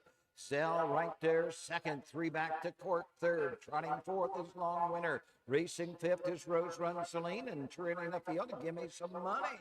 They're halfway home. Missouri has them at that mark in 106 and a fifth. In tow, Zell second. Gapped away third, Cork. Racing fourth is Long Winner. Trotting fifth is Rose Run Celine. And Give Me Some Money Can See 'Em All. Cross the backside for the final time. Missouri the leader by 2.5. Zell second, Cork third, fourth Long Winner. Fifth is Rose Run Celine, and Give Me Some Money Can See 'Em All. At the 3/4 into the far turn, Missouri by 2. Not going away, Zell right there second, 138 and 4. Circling the turn, Zell ready to come to the outside. Missouri's had it her way so far, but here comes Zell. Off the turn, they're on their way home. Missouri, Zell coming after that leader. It's Zell on the outside. Missouri, Jason Beatty. Missouri makes it 3-4-3. Zell second, home third, Cork. Completing the superfecta, the 4, the 3, Rose Run Celine. 209 and 1. 209, 1/5. 209 and 1 for race winner Miss Erie. Jason Beatty. Zell with Charles Boland was second. 106 for the first half, 103 for the back half. It's about average. Nice to always have them come home stronger. Yep, very Like much to so. see that with these babies. Ronnie Gillespie had a couple of braking issues Yeah. along the way there with Long Winner. Yeah, as well as Give Me Some Money. Yeah, some Had a issues couple there of as bad well. ones, too.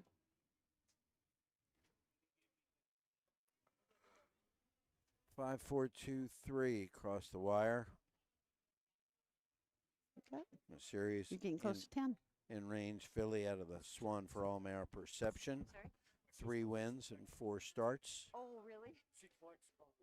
Oh, great. Earnings now up over $10,000. This was a $37,000 purchase Buckeye Classic sale for trainer Steve Carter and his team. People still coming up to get their passports initialed. We are not stamped. We don't have the little horseshoes this year. We're just No more stickers. no. I got a lot of stickers, but I'll bet. if you want to roll of horseshoe stickers, Yeah, I we got some plenty for of you. them. Yeah. It's just kind of a little hard when you're on the air and somebody comes up. It's just Yeah. easier to put your initials in Yeah, than very much so. anything else. Yeah. And don't be forging any of them either. No. Got play by the rules. Yeah. Here comes Jason, Miss Erie.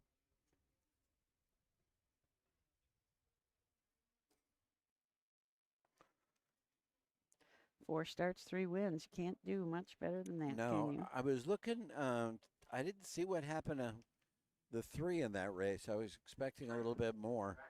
Horse got 2 head pulls on that side. I don't know if you guys can see that. Third division for $5,106, sponsored by the Fayette County Harness Horsemen's Association. Number 5, Miss Erie. She's a 2-year-old bay filly by In Range out of the Swan for All Mare Perception. 3 for 3 in her young career. She's owned by Adam Friedland and Jacob Beard and James Crawford in New York. She's trained by Steve Carter. She's driven to victory by Jason Beatty. She takes a lifetime mark, 209 1/5. She returns 380, 280 and 340. Try 5 all 340, 5-4 all on the Super 1350. Check the try and the Superfecta tickets. 5-4 combination on the Exacta 3780. 634-215. 634. Official number 1, Give Me Some Money 6. Number 2, Court 3. The 3, Rose Run Celine 4. 4, Zell 2. Number 5, Miss Erie the winner. 6, Long Winner 5. 209 and a fifth. 33 and 4. The half 106 and 1. 3/4 138 and 4. Rechecking read 634 215 on the bottom. 10th is up in 12 minutes. I mentioned that horse had 2 head pulls on one side, and I cannot tell you the number of times when I was training horses that I would think to myself, man, Wish I could put 2 head poles on this side. Is that right? But it wasn't a thing then. You know, I never saw it until a few years ago here that I saw that people actually did Or it. doing 2 on one side. Yeah. Isn't that something? It's just, you know, keep them going straight. A lot less chance for interference and everything if you can keep them going straight. Sure. So, 10th race is up next. 3rd and final division of the 2-year-old colt pace. Our final, by the way, in the 11th is a $10,000 purse. Something to look forward to here in a few minutes. The 10th is, as mentioned, 2-year-old colt pace, the 3rd and final division. Purse of $5,192. We will introduce you to those guys as soon as we get back from these messages. Feel the thunder, experience the speed, witness the excitement of Ohio harness racing. Ohio is home to 4 pari-mutuel tracks with exciting action at Northfield Park, Scioto Downs, Miami Valley Gaming and Racing, and Dayton Raceway. Plus racing at 66 county and independent fairs statewide. From legendary events like the Little Brown Jug to the Dayton Racing Derby, Battle of Lake Erie, and Next Generation Stakes, Ohio is where champions race. The speed, the tradition, the excitement. Don't just watch it, be a part of it. Race Ohio, it's your best bet. Own a little and love it a lot. TheStable.ca is an award-winning fractional ownership operation. Buy as little as 1% of a racehorse and experience 100% of the thrill. TheStable.ca makes ownership easy, accessible, and affordable. Communication and customer service are at the heart of everything we do. Get started at TheStable.ca.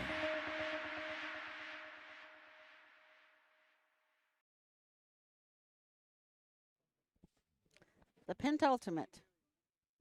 The Pentultimate, the race before the last race. Yes. The penultimate. Pentultimate. I think I heard Gabe Pruitt say that a couple years ago the Really? first time. I'd never heard the word before. I never did until Roger. Now, did. is it does it translate to the second last of anything, or is that what it is? Is that what it? Penultimate is Before the last. BP. But just right before the last, not like 3 before the last. Right, just right before the last. Okay. So we could use this new word in lots of scenarios. Yeah, that's what it sounds like. Let's see. I mean, the 8th inning, Penultimate inning. the 3rd quarter. The 4th quarter. No, 3rd quarter. 3rd quarter The would 3rd be the quarter. quarter before Yes, the last the quarter before the last quarter. We're waiting on horses. Yep. There's nobody warming up anymore, so No. here they come. Get them out of the barns up there. If you are ever here on the grounds when they have something going on, the nice speed office that they have there in the first turn, that's the Waylon Winters Memorial Speed Office. Is that large white building? Nope, the little one with the green roof, right next to Mike Webkenberg's starting gate. Oh, got it. But they have put in there, and I think the Ellen and Jeremy Moore were a big part of this. They have a huge display in there of colors of different people who trained and raced from this county. And there's, I'm going to guess there are 70, 80 colors in that display. Oh, they're how just cool is that? that? little ones, and all across. It's like I said, if you're ever here and the speed office is open, or you can peek through the window, be a good chance to see that. Super cool. Pretty neat. Yeah, that is neat.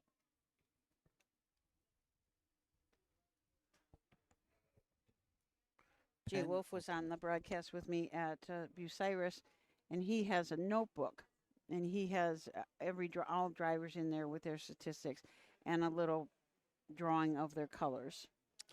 So he can flip through that and look at, Doc Holliday and see what his colors look like. That's very cool. Yeah, it's really cool. Part of his media guide of racing in Ohio. Well, he is Mr. Media. Oh.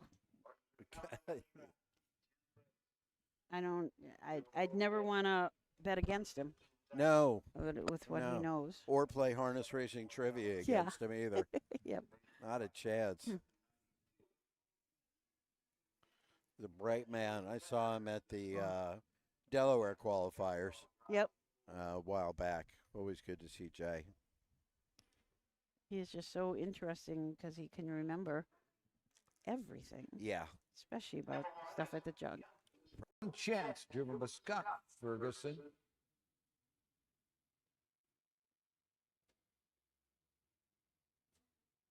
Number 2, Whitecaps, Charles Bolden drives. 3, Blazing Gators, driven by Jeff Nysong. Here's the 5, Mock Monte with Dylan Fagan. Number 6, the Cinnamon Wilson, Joshua Rowe in the sulky.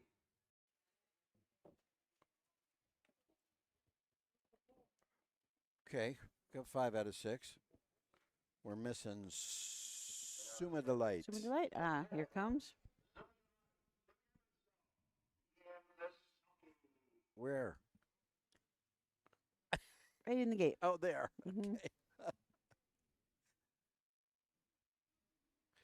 All right, let's take a look at these 2-year-old Colt Pacers, the 10th race here this afternoon. Number 1, Got a Sporting Chance. Scott Ferguson trains, drives, and owns. This is a Dancing Yankee gelding from the Charlie Barley mare, Barley Hall. He's had 3 starts this year, a 4th place finish, a 5th place finish, and a 6th place finish. Whitecaps and Charles Bowen from the 2-hole for trainer Mark Winters, owner Jim Burnett, breeder Sander Burnett. A lather up out of a On the Attack mare, Ocean Pearl. Had a nice start, 2 starts back at Wilmington, finished 2nd, timed in 59-3. Number 3 is Blazing Gators. Jeff Neisinger trains and drives. Burkhold and Indigo Racing are the owners. This is a Dancing Yankee gelding from the McArdle mare, Noah Lilly. It's had 4 starts this year, 1 second and 1 third, and those came in the most recent starts. The third was at Lebanon, was 8 lanes back at the quarter, 5 at the half, 4 at the top of the stretch, came in third by 3 3/4 lengths, and at Wilmington, a 2nd place finish by 11 lengths in 2 minutes of the last quarter in 29-2. Suma Delight, Luke Ebersol up for trainer Brian Roebuck and William Hart from Carmel, Maine. It's a Summa Cum Laude out of a Bettor's Delight mare, Caesar's Delight. Sources had 1 qualifier at Scioto Downs and started at Circleville in Wellston. Made some breaks at Wellston, but at Circleville finished 4th in 2-8-2. The 5 is Mock Monty. Dylan Fagan drives for Brett Schwartz. This is a Monty Mickey gelding from the Mach 3 mare, Mox Echo. Hired Gun Racing, T. Bennett, and Racehorse Express all share ownership of this one, and today, Mock Monty makes his first lifetime start with us. Cinnamon Wilson, Joshua Rowe drives and trains. Matt Rowe owns and bred. This is a Catch the Fire colt out of an Iron Ridge mare, Ridge Jumper. Had 3 qualifiers, all at Scioto Downs. Fastest of those was 58-4. A start at Bellefontaine, finished 4th in that start in 2-6. Nice little field here. Who do you like, Susan? I like them all. I like them all, too. I'll tell you, that's the most interesting tote board of the week. The 5-horse has never raced before, and he is the 1-9 favorite. Hometown favorite. Hometown Dylan favorite. Fagan, Brett all Schwartz. Washington Courthouse stuff going on here. Somebody's probably seen that horse train. Mm-hmm. Horses are on the backstretch, approaching the final turn and the starting gate for the 10th. Let's send it up to Doug Ballinger for the call. Sporting Chance, Whitecaps, Blazing Gators, Zuma Deva, Mock Monte, Cinnamon Wilson. 6 on the wings of the Mike Wilkenberg starting gate. Here they come.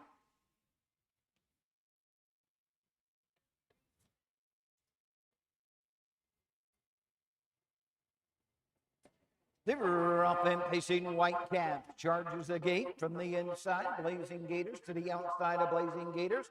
Zuma Delight as they move into the turn. Got a sporting chance on the outside.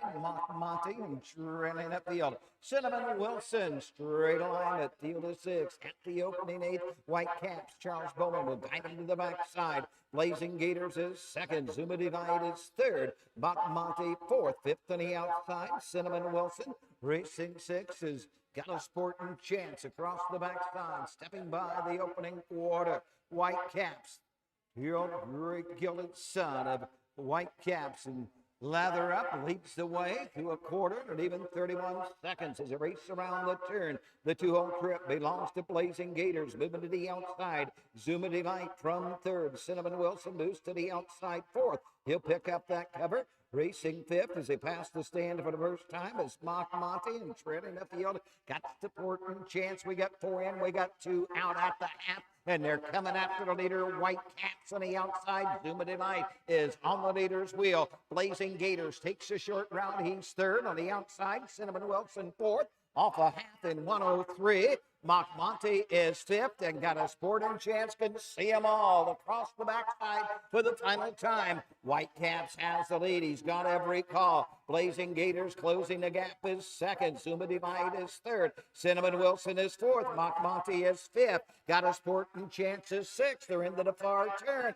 He's still there. He's led every step. White Caps will guide him into the far turn, but Blazing Gators is on the outside. 3/4 in 133 and 3. It's White Caps, and he can hear the hoofbeats of Blazing Gators coming at him on the outside. They're off the turn. They're on their way home. Blazing Gators, White Caps, it's all Blazing Gators. Jeff Nysonner will get his third on the card. White Caps second, going to be very, very tight for third. Either the 5, Mock Monty, or the 6, Cinnamon Wilson, in 2:02.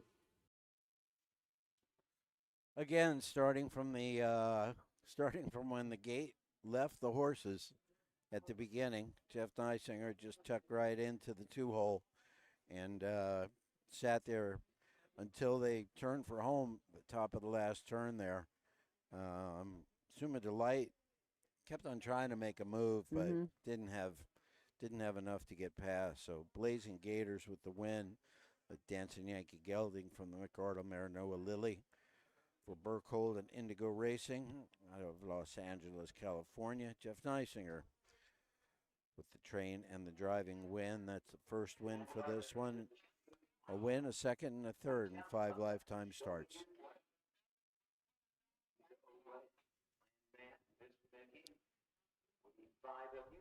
There's some horses that just kind of catch your eye. Yeah. And when they're leaving the gate, that Blazing Gators just caught my eye. I don't know, maybe it was just the big white blaze he's got. But Yeah. something about him, but he's very, to me, he's very athletic looking. Yep.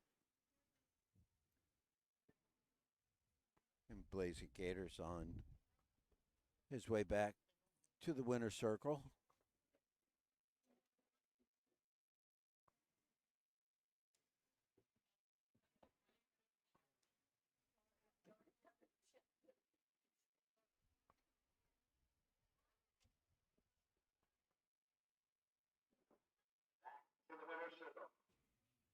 You're winning the 10th 2-year-old colt pace for $5,192.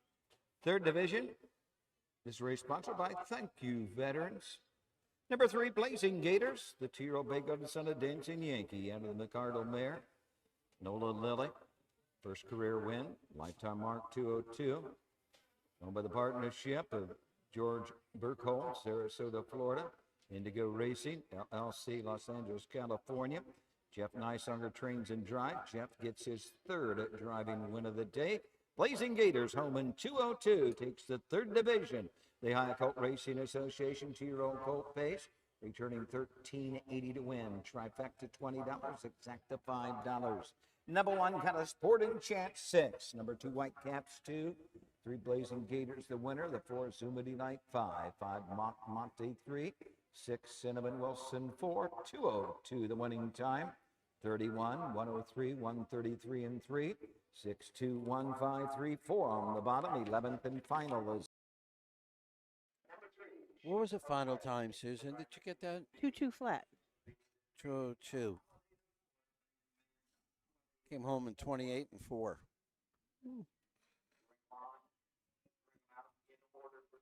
No wonder it looked so impressive. Yes.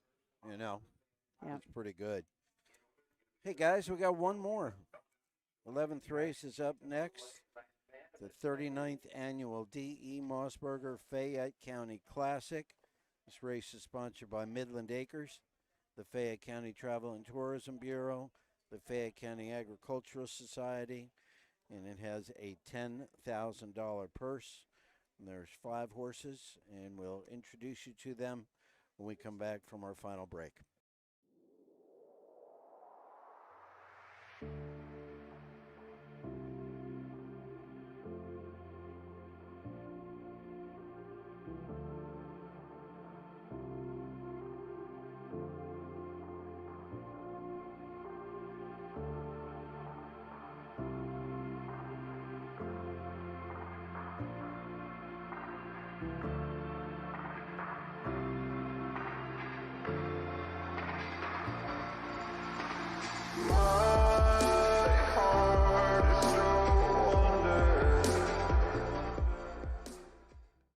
At Ohio State's Galbraith Equine Center, our veterinary champions are here for your champions 24/7, 365 days a year, providing advanced specialty care for sports horses from all stages and disciplines. Our expert team of boarded surgeons and sports medicine and rehabilitation specialists, together with veterinary cardiologists, internal medicine, and ophthalmologists, make our hospital your best resource for all sports horse performance issues. The Ohio State Veterinary Medical Center's Galbraith Equine Hospital. Call us today at 614-292-6661.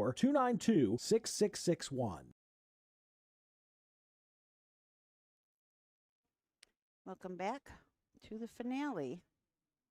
11th race here at Fayette County Fair, the Fayette County Classic. Been a great day here at Washington Courthouse. We had a really nice crowd, lots of people along the fence.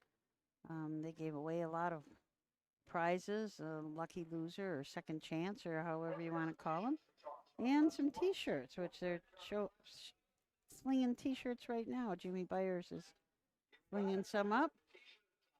Got some Signature Series shirts. People are up and waving their hands around that they want to get a shirt. It amazes me. People will almost take a tumble for a shirt. That's a little scary sometimes. Let's see what we've got coming up next. They should be still racing at Piketon today. That was at noon. I haven't peeked in to see if they're probably still at it. But Tiffin tomorrow, 6 p.m. post at Tiffin. And then on Monday, we've got a 5 p.m. post at Marysville, 6 p.m. post at Tiffin, and a 1 p.m. and a 6 p.m. at Mount Vernon. So a doubleheader at Mount Vernon, so you can start watching at 1 o'clock. But then you've got multiple choices at 5 p.m. Marysville, 6 p.m. Tiffin, and 6 p.m. at Mount Vernon.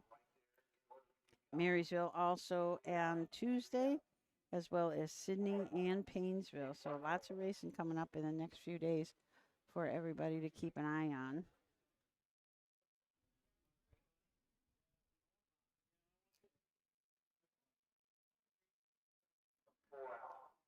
We're waiting for the last horse to gather up for the post parade. We've got 4 out. And need 1. I believe we're waiting on the Miss Mickey, the 5 horse we're waiting on.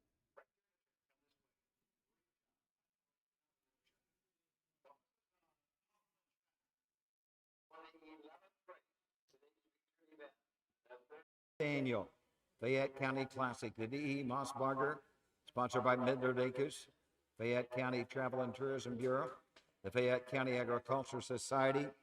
A field of 5 for $10,000. And these are the horses. Number 1 at V-Town Buckeye, driven by Luke Ebersol. Number 2, Show Me Your Dragon with Charles Boland. Number 3, She's Away, driven by Jason Beatty. Doc Holliday driving the 4, Landman. And number 5 is Miss Mickey, Jeff Nicesonger in her sulky. $10,000 on the line here. We have a nice purse for these horses. Let's take a look at them. Probably one of the favorites coming in is the Town Buckeye. Luke Ebersol drives for Craig Bowman. Michael Fletcher, the owner, a Fear the Dragon out of a Quick Pulse Mindale mare, Ashley's Quick. It's had 4 starts and 4 wins. The fastest of those was at Scioto Downs in a 2-year-old race in 154. Yeehaw. Yeah, it's been, this second lifetime start, 154. Right. Had a nice qualifier in 58 and 4. Won at Circleville by 25 lengths, again in 58 and 4. So the Town Buckeye certainly has been tough. Number 2, Show Me Your Dragon, Charles Boland for James Boland Jr. Charles, the owner, the Fear the Dragon gelding out of the Village Jolt mare, Show and Tell. It's had 3 starts this year, 1 second place finish. That was recently at Lebanon. Got beat by a length and a half in 201 and 2 last quarter, 31 and 1. Previous to that, 3 good races, 58, 57, 58, but 6th, 8th, and a win in the qualifier in 58 and 2. She's a wee. Changed the driver to Jason Beatty for trainer Mark Winters and Michael Bean. This is a filly by Summa Cum Laude out of a Ponder mare, Keen Allure. 2 starts on the year, 1 second. That was at Wilmington, finished second, just back by 4 in 2 minutes and 4/5. Number 4, Landman, Steve Carter trains. This is a Monty Mickey gelding from the Western Hanover mare, Northwest Hanover. Mossberger, Carter, and Skinner share ownership. This one's had 2 starts, 1 win and 1 second. The win was at Wellston in 206, last quarter 29 and 4. And a second by a neck in Wilmington, last quarter 29 and 3 mile and 159. Miss Mickey from the 5-hole with Jeff Nicesonger up for trainer Brady Galliers. Owner breeder Galliers Racing. Another filly by Monty Mickey out of an American Ideal mare, Jackie's Rocket. 3 back-to-back-to-back wins at that was Marion, Circleville, and the other one was a qualifier at Scioto Downs. Fastest of those was the qualifier in 2 minutes and 2/5, but I had another qualifier just last week at Scioto, was timed in 59 and 2. Looks like if that one stays flat, she should be pretty tough here. Going to be tough, but boy, it's going to be tough to beat the Town Buckeye off the rail. The even money favorite. Yeah. But everybody's getting bet pretty good here. The 4-horse Landman is 5-2. Who was the driver on the 4? Did you get that change? Doc Holliday. Thank you.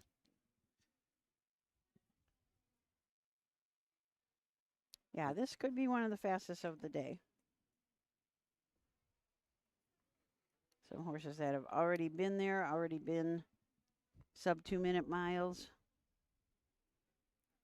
Let's see how they do. Mm-hmm. But you're right. Going to be tough to beat the 1. 154 in second lifetime start. Crazy.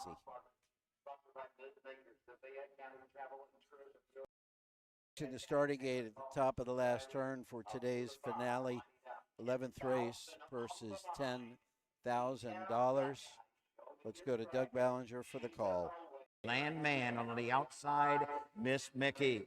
They're all in behind the Mike Wepkenberg starting gate, and here they come.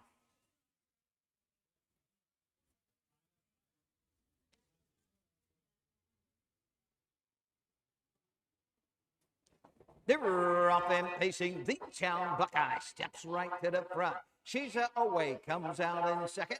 Landman on the outside, up the inside, into the turn. Show Me Your Dragon, and Miss Mickey's at the back of the pack. On over to the opening 8 they go, and on top of the field, the Town Buckeye, the leader on the outside. She's away, trying to clear to the front. Show Me Your Dragon racing third. Landman fourth. Miss Mickey is fifth. Down the backside to the opening quarter and up on the outside. She's away. Jason Beatty to the front. Second, the town Buckeye. Racing third off stride, Show Me Your Dragon. Moving through Landman, trailing the field, Miss Mickey. By the opening quarter and 31 4/5. Around the turn on the retake. Luke Ebersol, the town Buckeye, clears to the front. To pass the stand for the first time and come to the half. The town Buckeye trying to make it 5 for 5. The 2-year-old Big Gold Son of Fear the Dragon leads away by 2. She's away next in second. Landman third. Miss Mickey fourth. Show Me Your Dragon fifth. Off a half and 102 and a fifth. To the 5/8 they go. The town Buckeye will guide him to the 3/4 and he opens up by 3. She's away second. Third, Landman. Fourth, Miss Mickey. Fifth, Show Me Your Dragon. The town Buckeye by 5. Second is She's away. Moving to the outside. Landman third. Miss Mickey fourth. Show Me Your Dragon fifth. They're into the far turn. The town Buckeye. 3/4 is on the board. 132 and 2. The town Buckeye by 6 lengths. As they race into the far turn. On the outside, Landman second. She's away third. Miss Mickey is fourth. Trailing a field, Show Me Your Dragon. They're on their way home, and the Fayette County Classic, and they're all chasing the town Buckeye. 5 for 5. Up for second, Miss Mickey. Home third, Landman. The mile 2:01. Not as fast as I thought, but didn't have to. Didn't have to. Right, exactly. Did not have to. Last half and 59 and 4. Very impressive to me and smart drive by Luke Ebersol. Had Jason Beatty pulled on him with She's a OE, and he just let her go. He did. Popped right back out. He did. It's the first time that the horse has been second ever. Yeah. And Yeah. it didn't last very long. Did not. No. But rather than keeping him going and parking him out and not, just let him go and just pop right back. Yeah, It's a absolutely. really a smart real drive. smart move. Yeah. Yeah. No need to push him at that stage of the race. Right. The town Buckeye, Fear the Dragon, gelding from the Quick Pulse Mindale mare, Ashley's Quick. 5 out of 5. Earnings now over $18,000. Was a $7,000 purchase at the Ohio Select Sale. Bred at the wonderful Winback Farm in Maryland.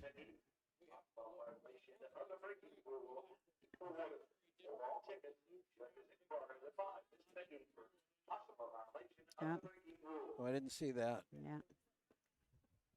And so the judges are going to discuss this. Miss Mickey, possible violation of the braking rule. She did make a break there on the backside. And so they're going to just see if she lost ground, because you have to lose ground. Have to lose ground. There's a lot of Midland Acres T-shirts out there. There sure Wow. are. Looks like they brought the The whole whole staff. The whole staff. Yeah, How cool look is at that? That's great. And there's one little one out there with the pooper scooper shirt on. I saw that.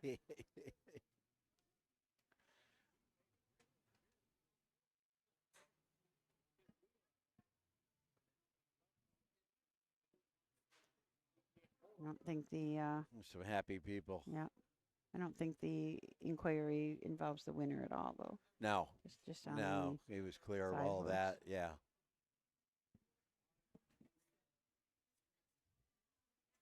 It's a good looking animal. Yeah. Dan, your winner of the 11th race, the 39th annual Mossburger Fayette County Classic, V.E. Mossburger, sponsored by Midland Acres, Fayette County Travel and Tourism Bureau, and the Fayette County Agricultural Society. For $10,000, 5 for 5. Here's the one, the Town Buckeye. 2-year-old Big Gold Son of Fear the Dragon of the Horsemen mare. Ashley's Quick. 5 for 5. Final half, 59-1. Final quarter, 29 seconds. Fractions of 31 and 4, 102 and 1, 132 and 2. Members of Midland Acres Trackside for the presentation to the Town Buckeye. Craig Bowman, trainer. Luke Ebersol, driver. Michael Fletcher of Greenville, the owner. Let's give him a big hand. Midland Acres, Town Buckeye, Luke Ebersol. Luke Ebersol gets his second winning drive of the day. 201 2/5 for the Town Buckeye.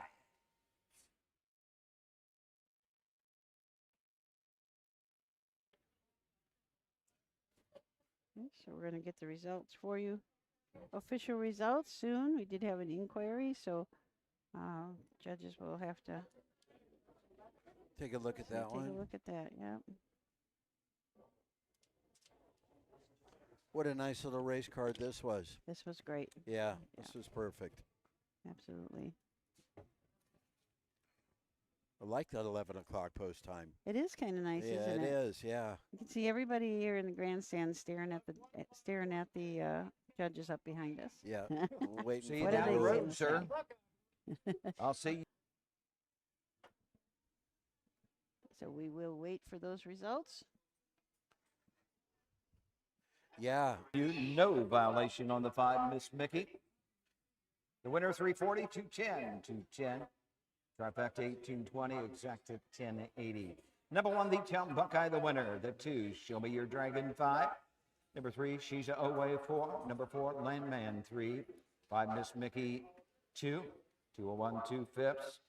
31 and 4. 102 and 1. 132 and 2. 154 3 2 on the bottom. Well, that wraps. And that wraps it up for us here at the Fayette County Fair, second night of racing. A great day. Thank you, Michael Langer. Thank you, Stephen Susan Taylor, Schroeder. for getting this all on. Thank you, Stephen. Everybody check and see if they're done at Piketon yet, but otherwise we will be back tomorrow with more racing.